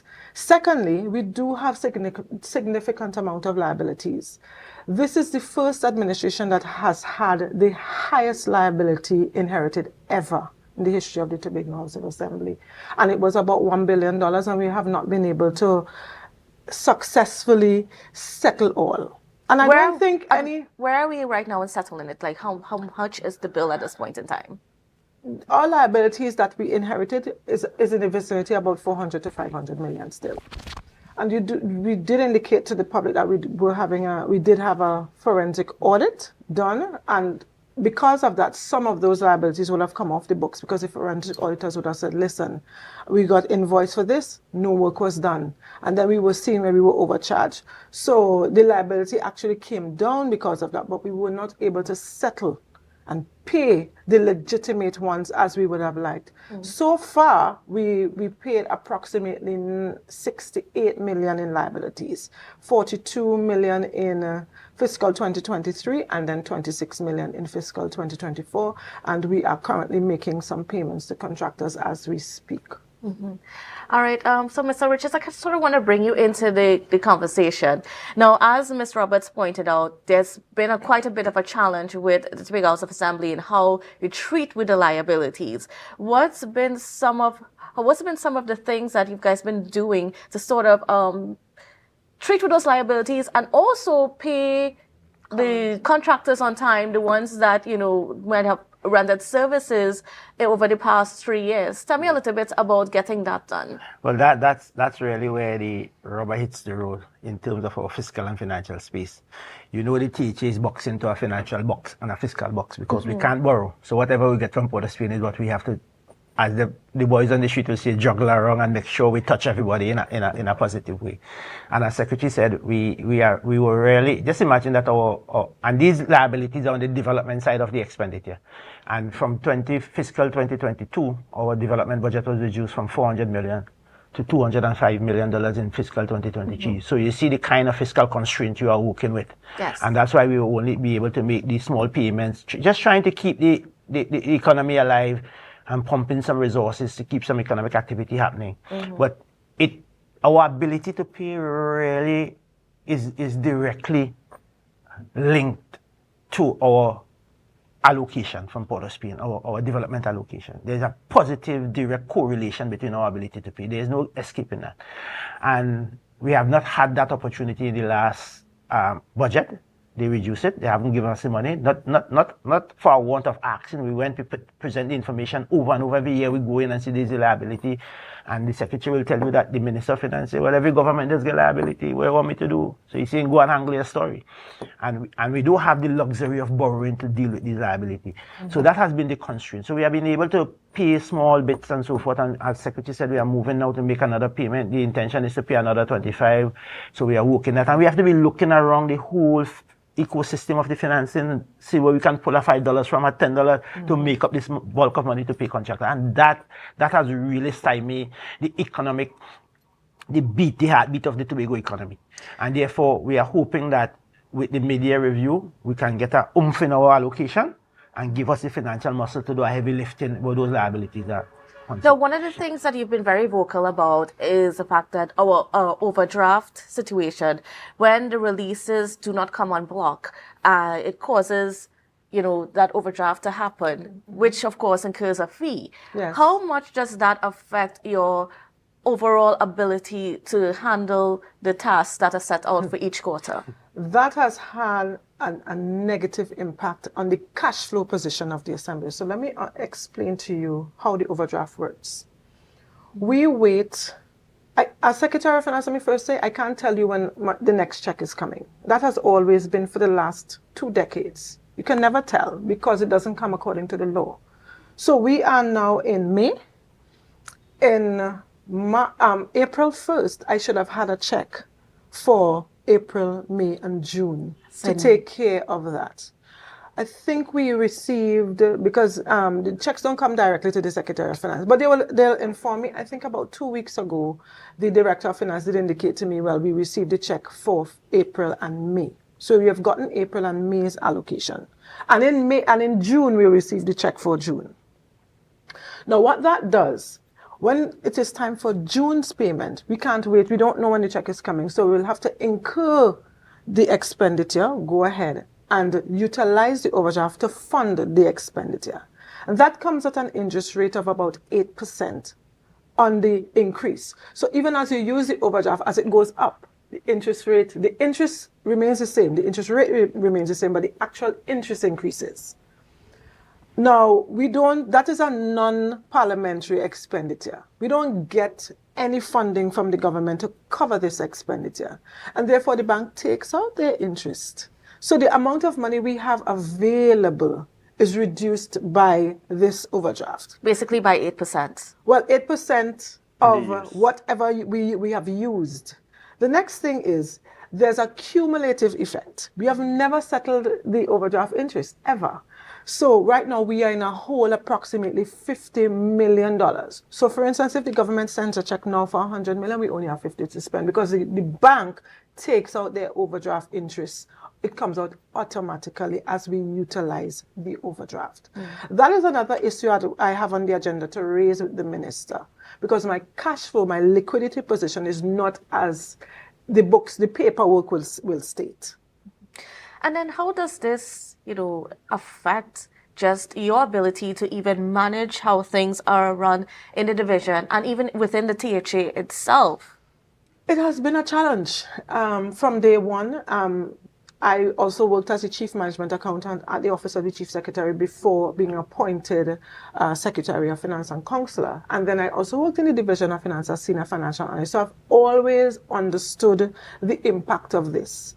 And we have said time and time again to the central government, whichever is in office, this is what we face. How we manage, the good thing is we issue checks, and checks are not drawn immediately. But we have the funds in the account for the unpresented checks. So really and truly, there is money in the bank, but the money is not available for spending. And that is what we kind of rely on, and the overdraft facility of about $250 million. What about in terms of, the criticism that we've heard from the PNM that the THA has the ability to shift around money? Because, they said that, okay, you've gotten what the government has decided, yes. And now it's up to you to decide how you spend that money. So even though you go through the Standard Finance Committee in Parliament and you approve the expenditure for all of these line items and so on, you still need to, you are still in charge of how that money is shifted around. How do you treat with that argument when it's put forth that, even though that overdraft happens, you still have the authority to treat with that through other means by shifting around money? So, it's interesting that they would say that, but there are two things that they're not telling the public. One, as I did indicate before, we inherited the highest liability ever. So can you imagine spending your allocation on settling liabilities? The impact of the development of Tobago will be stymied for that. So although they are saying that, we still as an administration have to take care of our priorities and the ones that they incurred. So they are not making that case. And also 4.3% of the national pie does not give each Tobagonian their dollar. And that's why you would hear persons in the public space squealing about not being able to take advantage of the resources. Because if you give me 4.35%, it means that is only some of the population would benefit, when we really should have an allocation of about 5.1% at minimum, because that is the percentage share of Tobago's population of the national population. So those are two things that they're not saying. So although, yes, we are able to move around, we have fixed costs as well. Employment cost is about 42%. I cannot shift that. I can't move that because I will have to pay persons. Then We have current transfers and subsidies. This is where we give support to all our state entities, the assistance to churches, community organizations. This takes up about 36% of the budget. So that's 42 and 36, that's about 70-something%. So all we have to move around is 23%, and that involves paying keeping the lights on. These are your utilities, your telephone, your water, your janitorial, your security. And these are the services that are going to get hard hit. So it's easy to come and say, so why it is they have more money? Why don't they just move around? It's not as simple as just moving around. So as I said before, the decision to pay contractors is one that can affect something else. When I pay contractors now, it means that something else is affected. Mm-hmm. And that's why you're feeling the pinch in the public space. So the conversation with this new government is that we are not going to accept anything less than 5.1%, because that is the percentage share of Tobago's population to the national population. But I think if at the mid-year, that would be another request that we would make, to give us a difference of the 0.8%, so that we can take care of some of the needs that we have. And what's that difference in real-time figures? About 500 million? Yeah, just under about 500 million. And so with that 500 million, then what's the goal? Like if the new government is to give you that in a mid-year review, what is our plan for that 500 million? We have all 44 priority projects. I've said that time and time again. In this fiscal year, we have 44 and 44. We have identified 44 priority projects. So those are the ones we want to advance. And we want to settle the contractors, the ones that the forensic audit would have recommended that we pay after they have done their assessment of the works that were done. They have recommended, okay, this invoice was 5 million, it is worth 4 million, and that kind of thing. So we want to settle contractors, and we would like to advance our priority projects. Yes, and I want to talk a little bit about that 44 and 44. So because yes, that was the theme for the reprioritized budget. Yes. How far are we in achieving that? Well, there are several stages. You know, we have 38 under the development and 6 under recurrent. Under the recurrent, I'll give you one of them is POSH, which is the public officer subsidized housing. I know the process for that has started. They've asked persons to apply for the lands that are available for public officers. We do have several development projects that have already passed tender stage and are currently in execution. So we are getting there.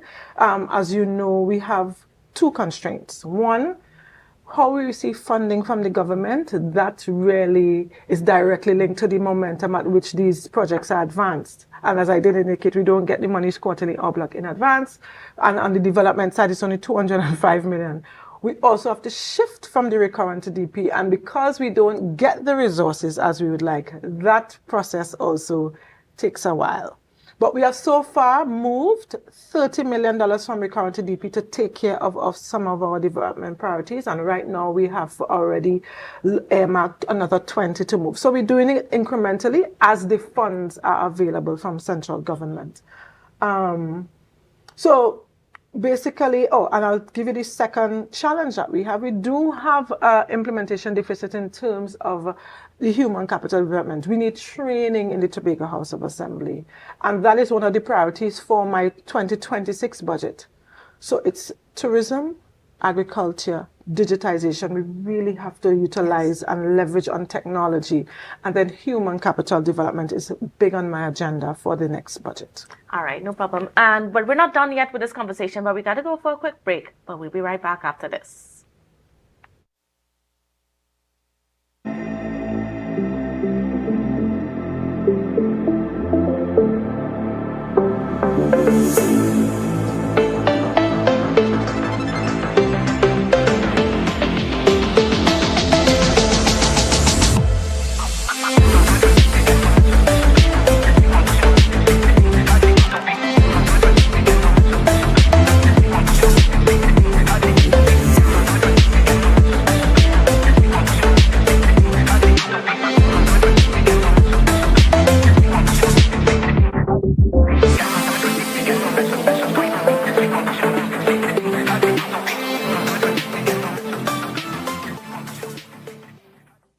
Are you in a dispute with a registered investment service provider of the TTSEC? Or maybe you're the victim of an investment scam. You can lodge a complaint or submit an anonymous tip to the Trinidad and Tobago Securities and Exchange Commission. Download our Investor Protection app or go to ttsec.org.tt to access our complaint form or submit an anonymous tip. Write a clear summary of your complaint. Submit copies of supporting documents along with the originals for verification. Provide a copy of the feedback received from the entity regarding your complaint. All investor complaints or scam reports submitted by the public are acknowledged and reviewed by the TTSEC. Investigations are pursued based on the outcome of the review. Trinidad and Tobago Securities and Exchange Commission, protecting the interests of investors and the public. You invest, we protect. Everyone benefits.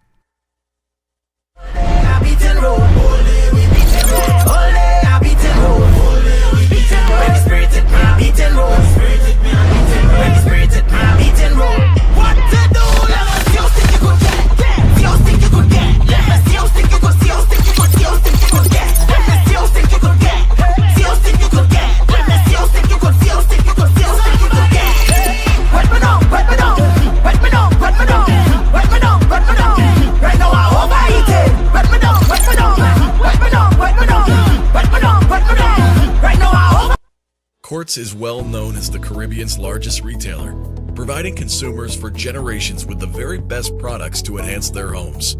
This year, we bring our expertise to businesses.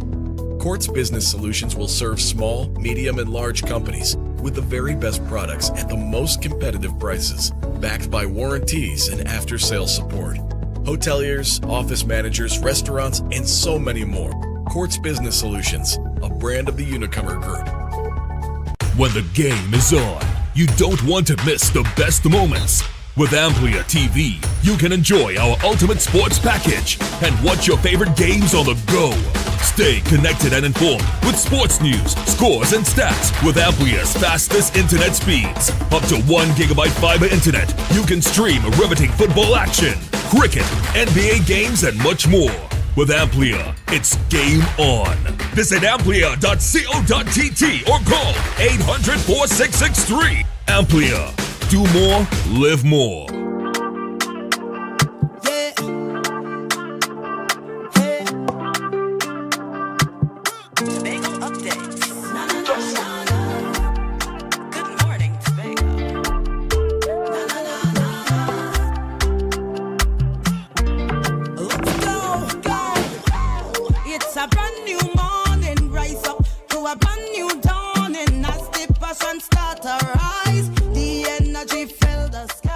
Welcome back to Good Morning Tobago on Tobago Updates, viewers. We are chatting this morning about finance, and of course, that means that we have the Secretary of Finance on with us, and that's Ms. Petal Ann Roberts, as well as the advisor in the division, Mr. Anselm Richards, right? So before we went to the break, we were speaking a little bit about the preparations for fiscal 2026, yes. The THA fiscal 2026. And you are also right now, are you consulting with the various stakeholders and so on? Definitely. That's actually starts, in terms of the interest groups, it starts next week, Monday. We start with the division of, well, the tourism industry, not the division, but the tourism stakeholders. We start with them. And on Tuesday, we're going to speak with all our special purpose companies, the chairman of all those companies, to know what their plans are. And then on Wednesday, we are going to meet with the banks and financial institutions. Actually, today, we're going to launch an online platform where the public can submit their recommendations, their views, their concerns. And it would be across all of social media handles. If you're looking for it, you would see the Division of Finance or the Tobago House of Assembly Budget Consultation. And you click here, you click the link, and you'll have access. Very simple. We just want to know what sector you are going to speak on. And we're going to give you a text box so that you can type your submission. And then we want to know where you're from. And that's basically it. So on the back end, we will collate the information, and it would be, for consideration. We want to hear what the public is thinking in terms of fiscal 2026 and what their expectations are. We continue the consultations the following week because we have other things going on. So it continues the following week with credit unions and cooperatives, agriculture. We're going to meet with youth, civil society, and faith-based organizations. So we'll also publicize those dates. But I'll just tell you for next week, we're going to start Monday, Tuesday, Wednesday with tourism, our special purpose companies, and the financial institutions and the banks. And of course, this will be your first budget presentation as a Secretary of Finance. Yes. So are we going to be expecting a long presentation this year? Definitely not. As a matter of fact, when I met with the team, so we do have a budget team in the division. I would say it's headed by Mr. Richards on the technical side, but as Secretary, I am the buck stops with me. The team, when I told the team, I'd like to switch the way in which we do the budget. Instead of a long budget in June and a bridge version, just because of the allocations coming sometime in September, October, and in November I present, I'm going to do the flip side. We're going to have a shorter presentation. And when we know what the actual figures are, we're going to have a longer presentation in whenever that is. If it's October or November, it depends on when the budget is read at the end of this fiscal. So that is, it's going to be at max 2 hours. We will have the priorities, but we will not go into details because we don't know what the actual allocations are. So we're going to just summarize for you what our priorities are, what the policies are in creating the greatest little island on the planet for the next fiscal. And then in the next budget, in the revised budget, we're going to expound on those initiatives and the priorities and policies of the Assembly. And that's certainly something to look forward to, yes. A change. A new secretary, a change in the way the budget is done. Yes. Because, there's always a criticism that what happens in June is basically a wish list. Correct. So we don't want a wish list. No, the thing is, in Tobago, we need to let the central government know, the nation know, the world know what we intend to do. Right. So we will have, I don't want to call it a wish list. These are our desires. These are our needs. These are critical areas. These are our priorities and policies that we'd like to see executed. So rather than hinging it on a figure in the sky or what we predicate it on in terms of what we think we will get, we'll do that same thing, but on a bridge version, and then come back with the real numbers and exactly precisely what we will do in the later budget, in the revised budget. Mm-hmm. And of course, you mentioned earlier that you are hoping that, or you are trying to negotiate with you will be negotiating with the new government to get 5.1%. Well, the thing is, that's the minimum. That's the minimum. Yes. What we requested in fiscal 2025 was 5.8. But we want to send a message. Now, Mr. Richards can go into that. The 4.03 is not just a figure. I think 4.35 is probably just a figure. That's what they give to us. But with the DRC's recommendation and their ruling, it's based on population size. Our population size right now, in comparison or as a percentage of the national population, is 5.1%. And therefore, it is only fair, reasonable, and just that Tobago gets at minimum 5.1%. So, Mr. Richards, would you care to elaborate a little bit more on this? Right. I know this is your forte. And I just want to go back to the issue of the wish list. Yes. This administration have never sent a wish list to Port-au-Suisse. We have changed the culture of budgeting in Tobago when we came in 2021. Because our fiscal matrix is predicated about a projection of a budget and a percentage share. And then we build our programs based on that. Previous years, they came up with a figure and they just go. So there's a scientific methodology behind how we do the programming for the budget. So it takes away this wish listing because it's tied to some scientific basis as to how you arrive at your numbers. And it goes back to the DRC. So the DRC ruling in 2000 was based, as Secretary was saying, on the percentage share of the population. Tobago population as a percentage share of the national population. And in 2000, we were at 4.03%, and that is where that figure came from. Right, and they say, because Tobago were not serviced properly over the years and there are plenty catching up to do, they say that is the minimum, but you can make some investment up to 6.9% to bring for Tobago to catch up. And as a matter of fact, in the Tobago Assembly, there are some socio-economic reality that the government of Trinidad should give consideration to close that 6.9% gap. And they have not paid attention to that. The reality of the situation now is that the Tobago population have grown continuously from 2000 to 2021. And the last calculation we did, and the data is there, the population of Tobago is 5.1%.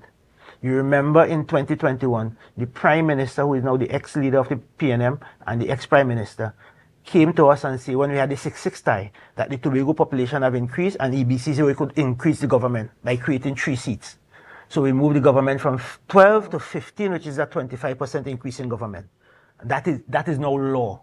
So we had a bigger population, we have a bigger government. Because we have more people to serve. And I want to stick a pin there. As you mentioned that, right?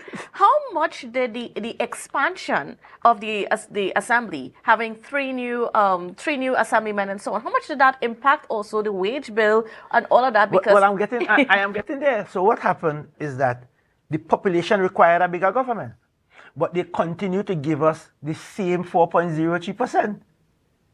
So you have a bigger population. So if it's 4 of us, and we were getting 4.03%, and we are now 5. So if we were getting $4, everybody was getting $1. If it's 5 of us now, you're giving us $4 still.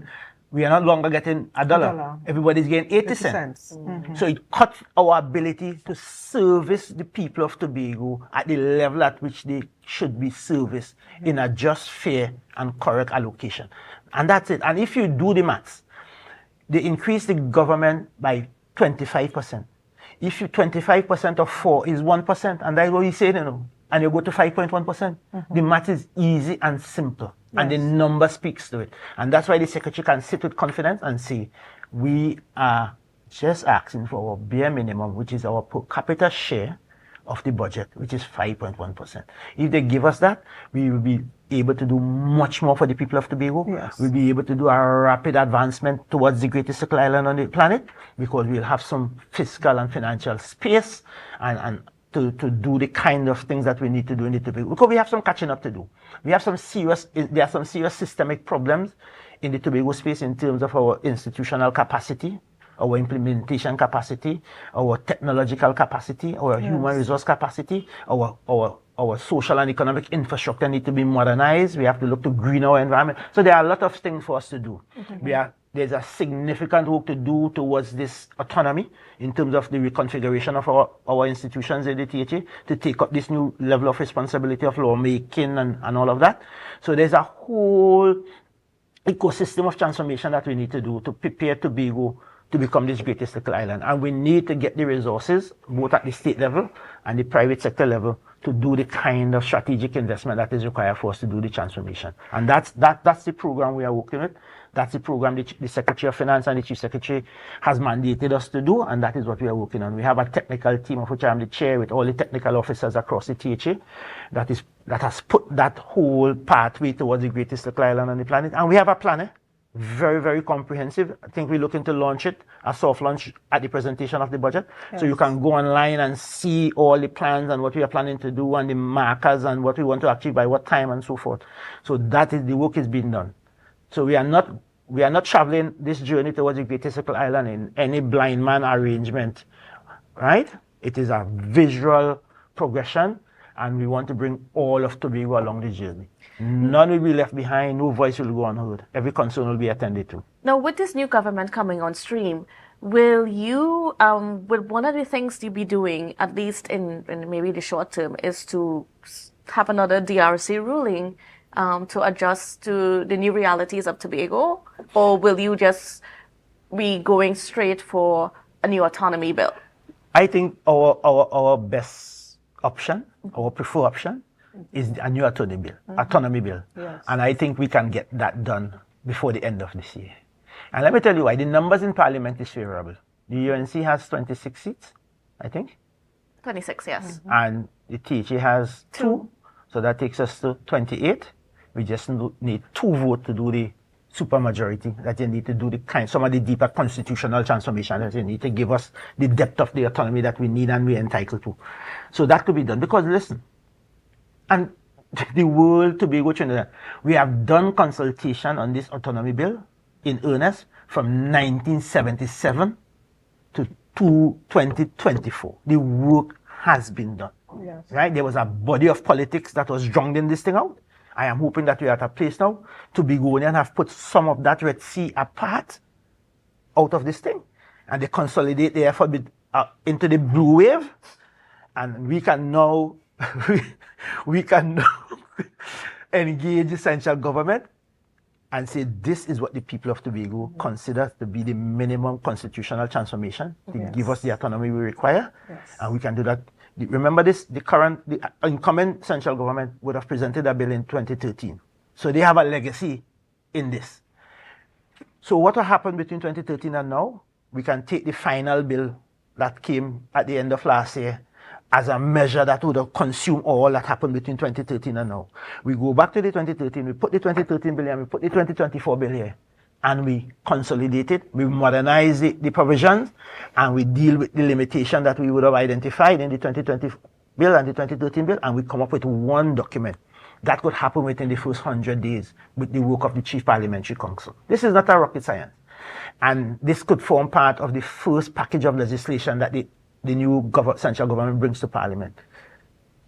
And by the end of the year, and this could be ready for when we, after the next THA election, we start up the next assembly under the autonomy arrangement. Yes. And that's the goal for the people of Tobago. And we are not going to miss that target at this time. The Chief Secretary is leading this. He's out front. Now, going back to the budget itself, I know one of the things that sometimes goes against, or at least what was explained against the THA budget, is that revenue collected in Tobago from taxes paid is usually taken out at the end, or it's subtracted, or something like that, towards the end of the fiscal year. Tell me about wanting to have that changed. All right. So I think what you're saying, there's a shortfall of the appropriation, right? Yes. So Tobago has a unique arrangement where the taxes that we collect is offset against the appropriations that we get. So let me just simplify it. If at the appropriation in Trinidad, when the act is passed, they say Tobago is going to be appropriated or allocated $100, and we collect taxes of $20 in Tobago, they would really give us $80. But the arithmetic of that on September 30th,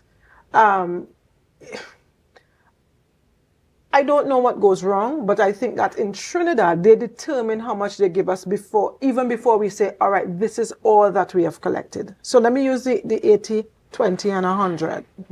So if we have collected $20 in the year, only by September 30th, we'll be able to say we have collected 20 or we have collected $18. If we have not collected 20, but we collected $18, the government has $82 for us, right? Now, the thing is, before September 30th, I think they determine what they're going to give us. So we don't get 18, we get even less. And that is where we calculate over the last, I think it's 7 or 8 years, that the government has $166 million for us. Because if an act was passed and they said we're going to give Tobago $100, and we count over the years how much we have received, we have calculated the variance or the differential and said, listen, you still have this amount of money for us by law, right? So the taxes, do you get to include it into? No, what happens is that we project taxes, and if we don't collect that amount, the government has the difference for us. That's really what happens. So we say by 10 a.m. on September 30th, or the last working day, this is the amount that we are collecting, and therefore you have a check, you have a difference to give us to make up the total appropriation, and that doesn't happen. So if I understand this correctly, right? So you have a minus from the taxes that are supposed to be collected into Tobago. The projection is not normally actualized. Right. And as well as what is taken out for overdraft facilities. Correct. So then that's a double whammy in sense. Correct. Of, absolutely. Absolutely. So that's what I'm saying. Our liquidity position is not as what the paperwork says.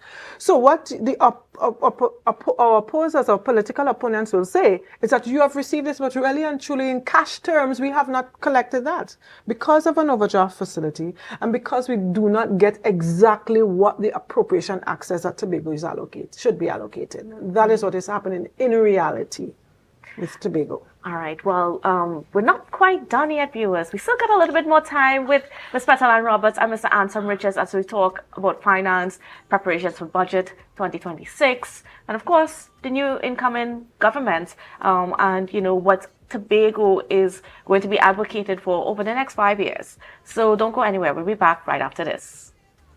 Wake up and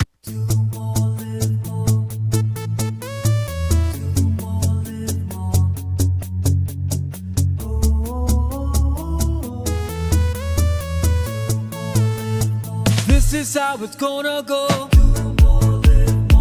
They better look up below, 'cause this is your show, and everybody's gonna know.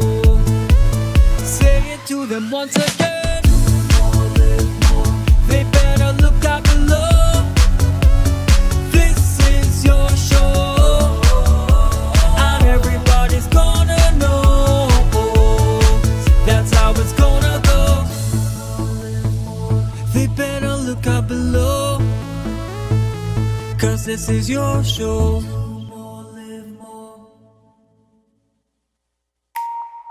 Want to get better? Where to start? What kind of exercise to do? What to eat? How to get restful sleep? Need a doctor to search for root cause? Look no further. Come to Majuba Hill Lifestyle Center Foundation at our Wellness Center in Goodwood, or Food Hub in Darrow Springs, Scarborough, or Doctor's Office in Goodwood and Darrow Spring. Contact 49 Swift 4979 438. It's a different type of thing down there. And we party till we drop down there. With a lot of pretty girls down there. Down in Tobago. So guys, there are some new developments in housing in Tobago. So it's goat racing time. This is 116, the show that keeps you in the know with all things Tobago House of Assembly. Each week, 116 delivers a fun and engaging overview of the latest developments, achievements, activities, and events of our dynamic assembly. So join me. Let's dive into the Tobago House of Assembly's Week in Review right here on 116.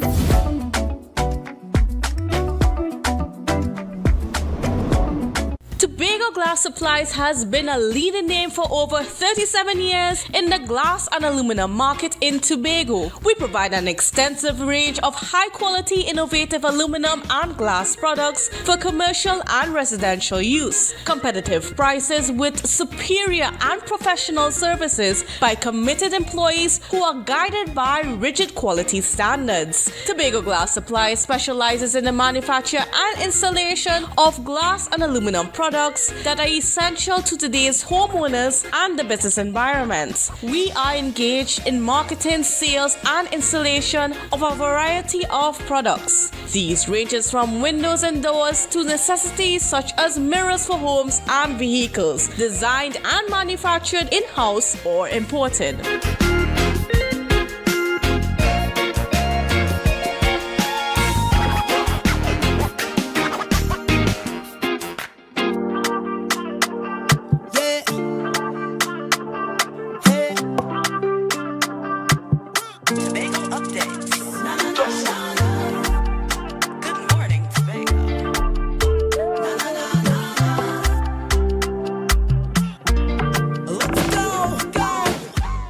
Welcome back to Good Morning Tobago on Tobago Updates. Viewers, we are continuing our conversations this morning with the Secretary of Finance, Trade and the Economy, Petal Ann Roberts, as well as Advisor to the Division, Mr. Anselm Richards.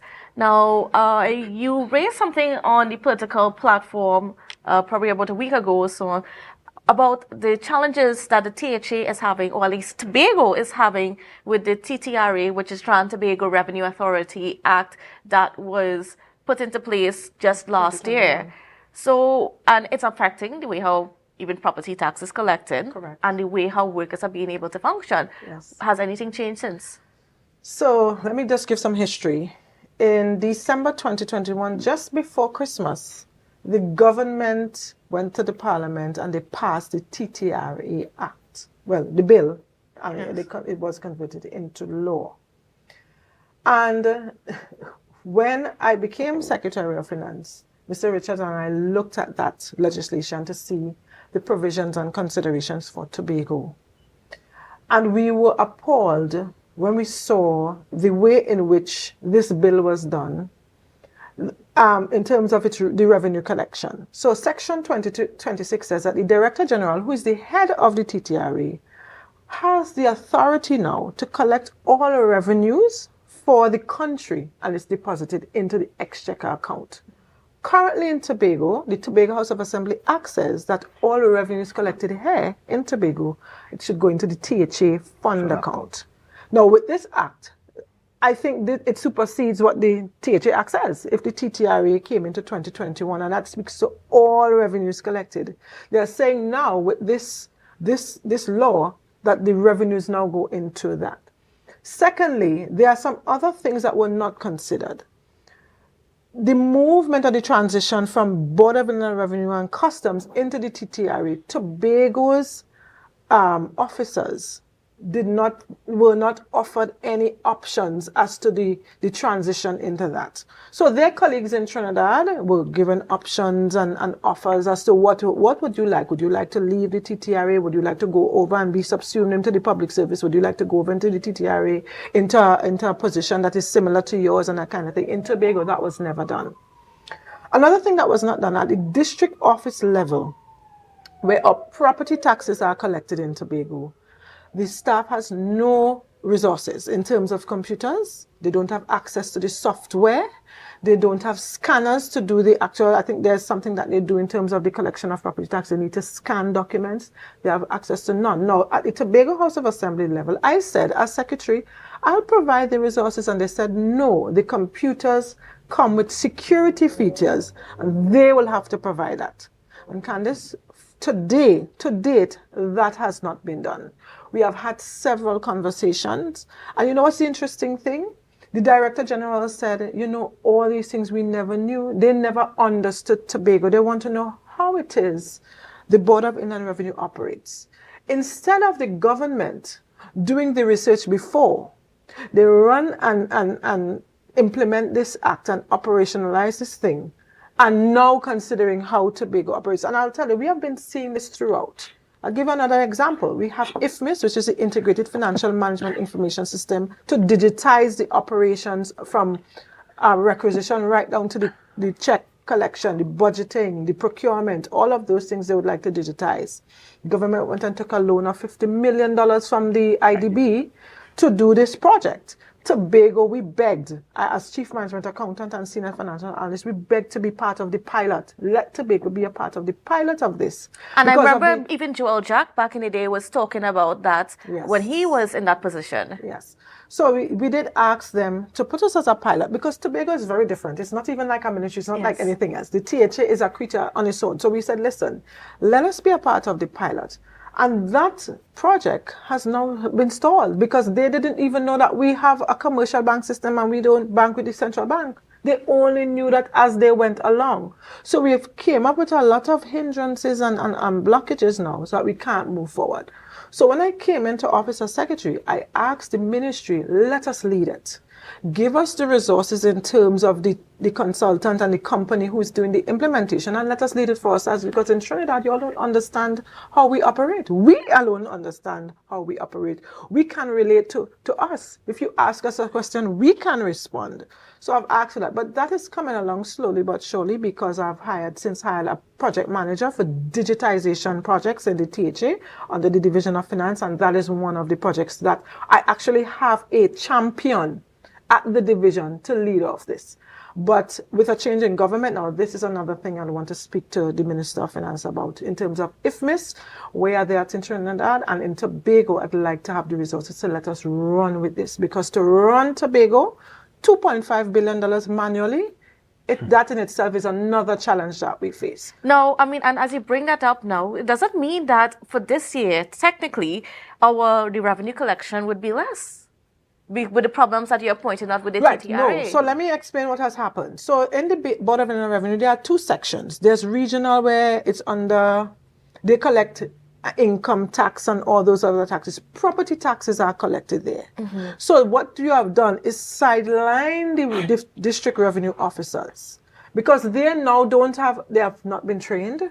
They don't have the computers. They don't have the scanners. Well, I bought the scanners. We are waiting on the computers. You can't use a scanner without the software and the computers and the training.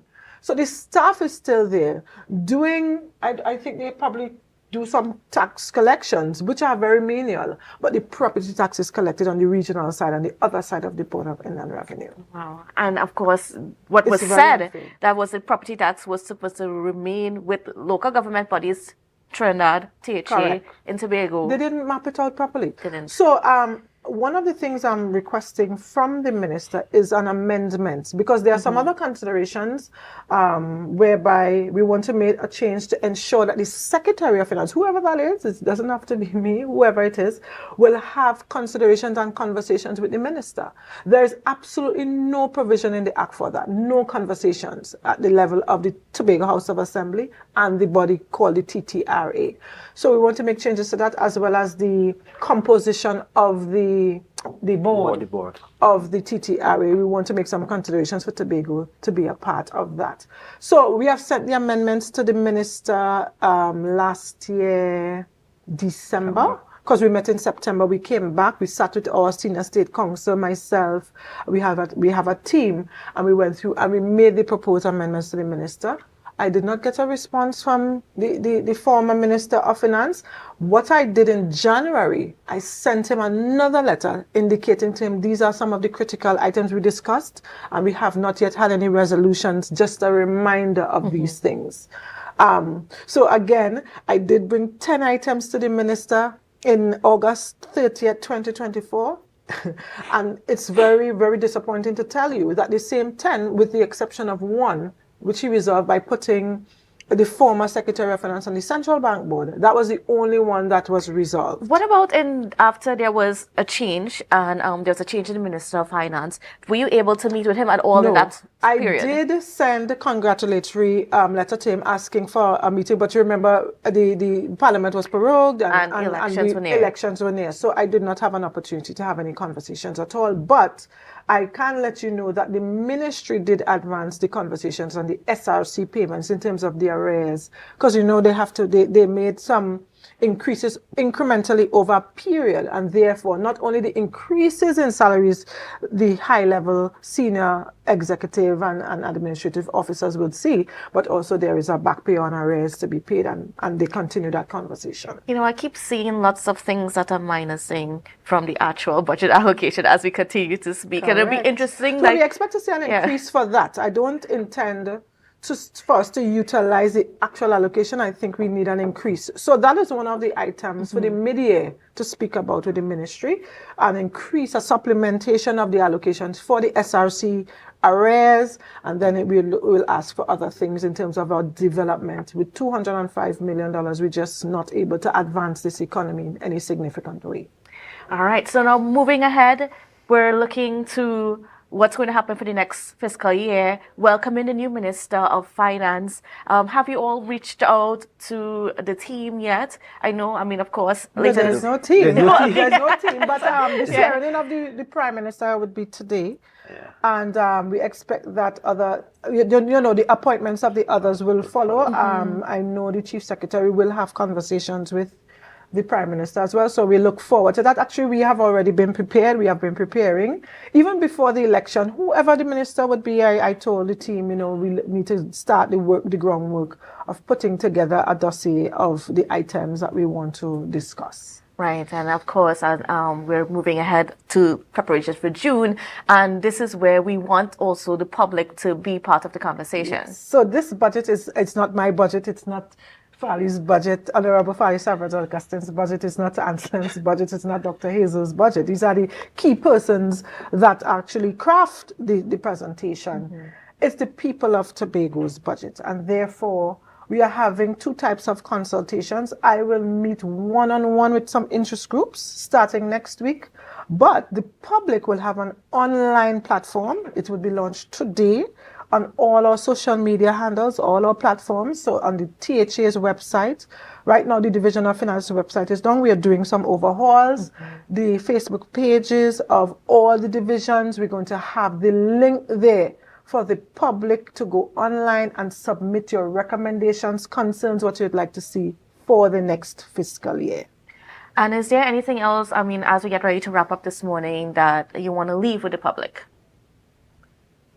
I think we are good. We are As Secretary said, this budget preparation is the people's budget.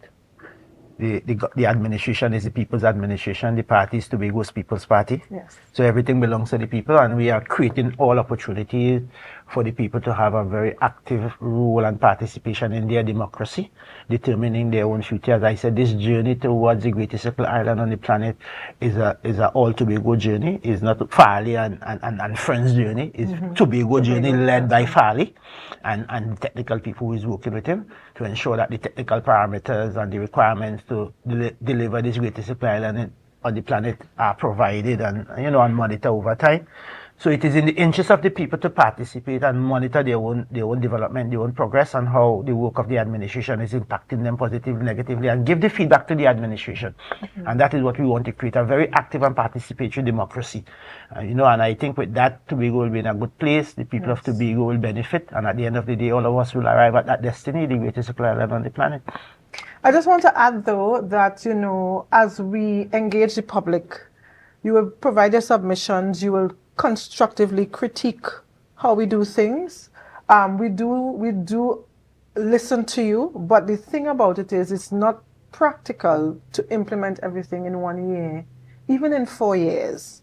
And one of the approaches I would like to take is when we collate and extract the submissions from the public, we may not be able to accede to requests in the next budget, but we will want to consider it going forward in our development pathway plan. So even if you would have submitted and you don't see it appear significantly in the presentation, I would like to let the public know that it will be considered within the next 4 years and even going forward, because the development pathway is for the next 25 years, right? So we are considering Tobago. Everything cannot be in 1 year, it's just not practical. But we are considering your recommendations for improving Tobago and making Tobago the greatest little island on the planet. All right, thank you so much, Mr. Roberts and Mr. Richards, for being on with us and for giving us some insight as to what's going on fiscally with the THA. Thank you so much. Thank you for having us. And viewers, that's how we're going to end the show this morning. It was a pleasure being with you. As always, I am Candice Jackson, and we'll see you again tomorrow. It's a brand new morning, rise up to a brand new dawning. As the passion start to rise, the energy fill the skies. I say thanks for favor, to wake up and hear me neighbor. 60,000 people strong.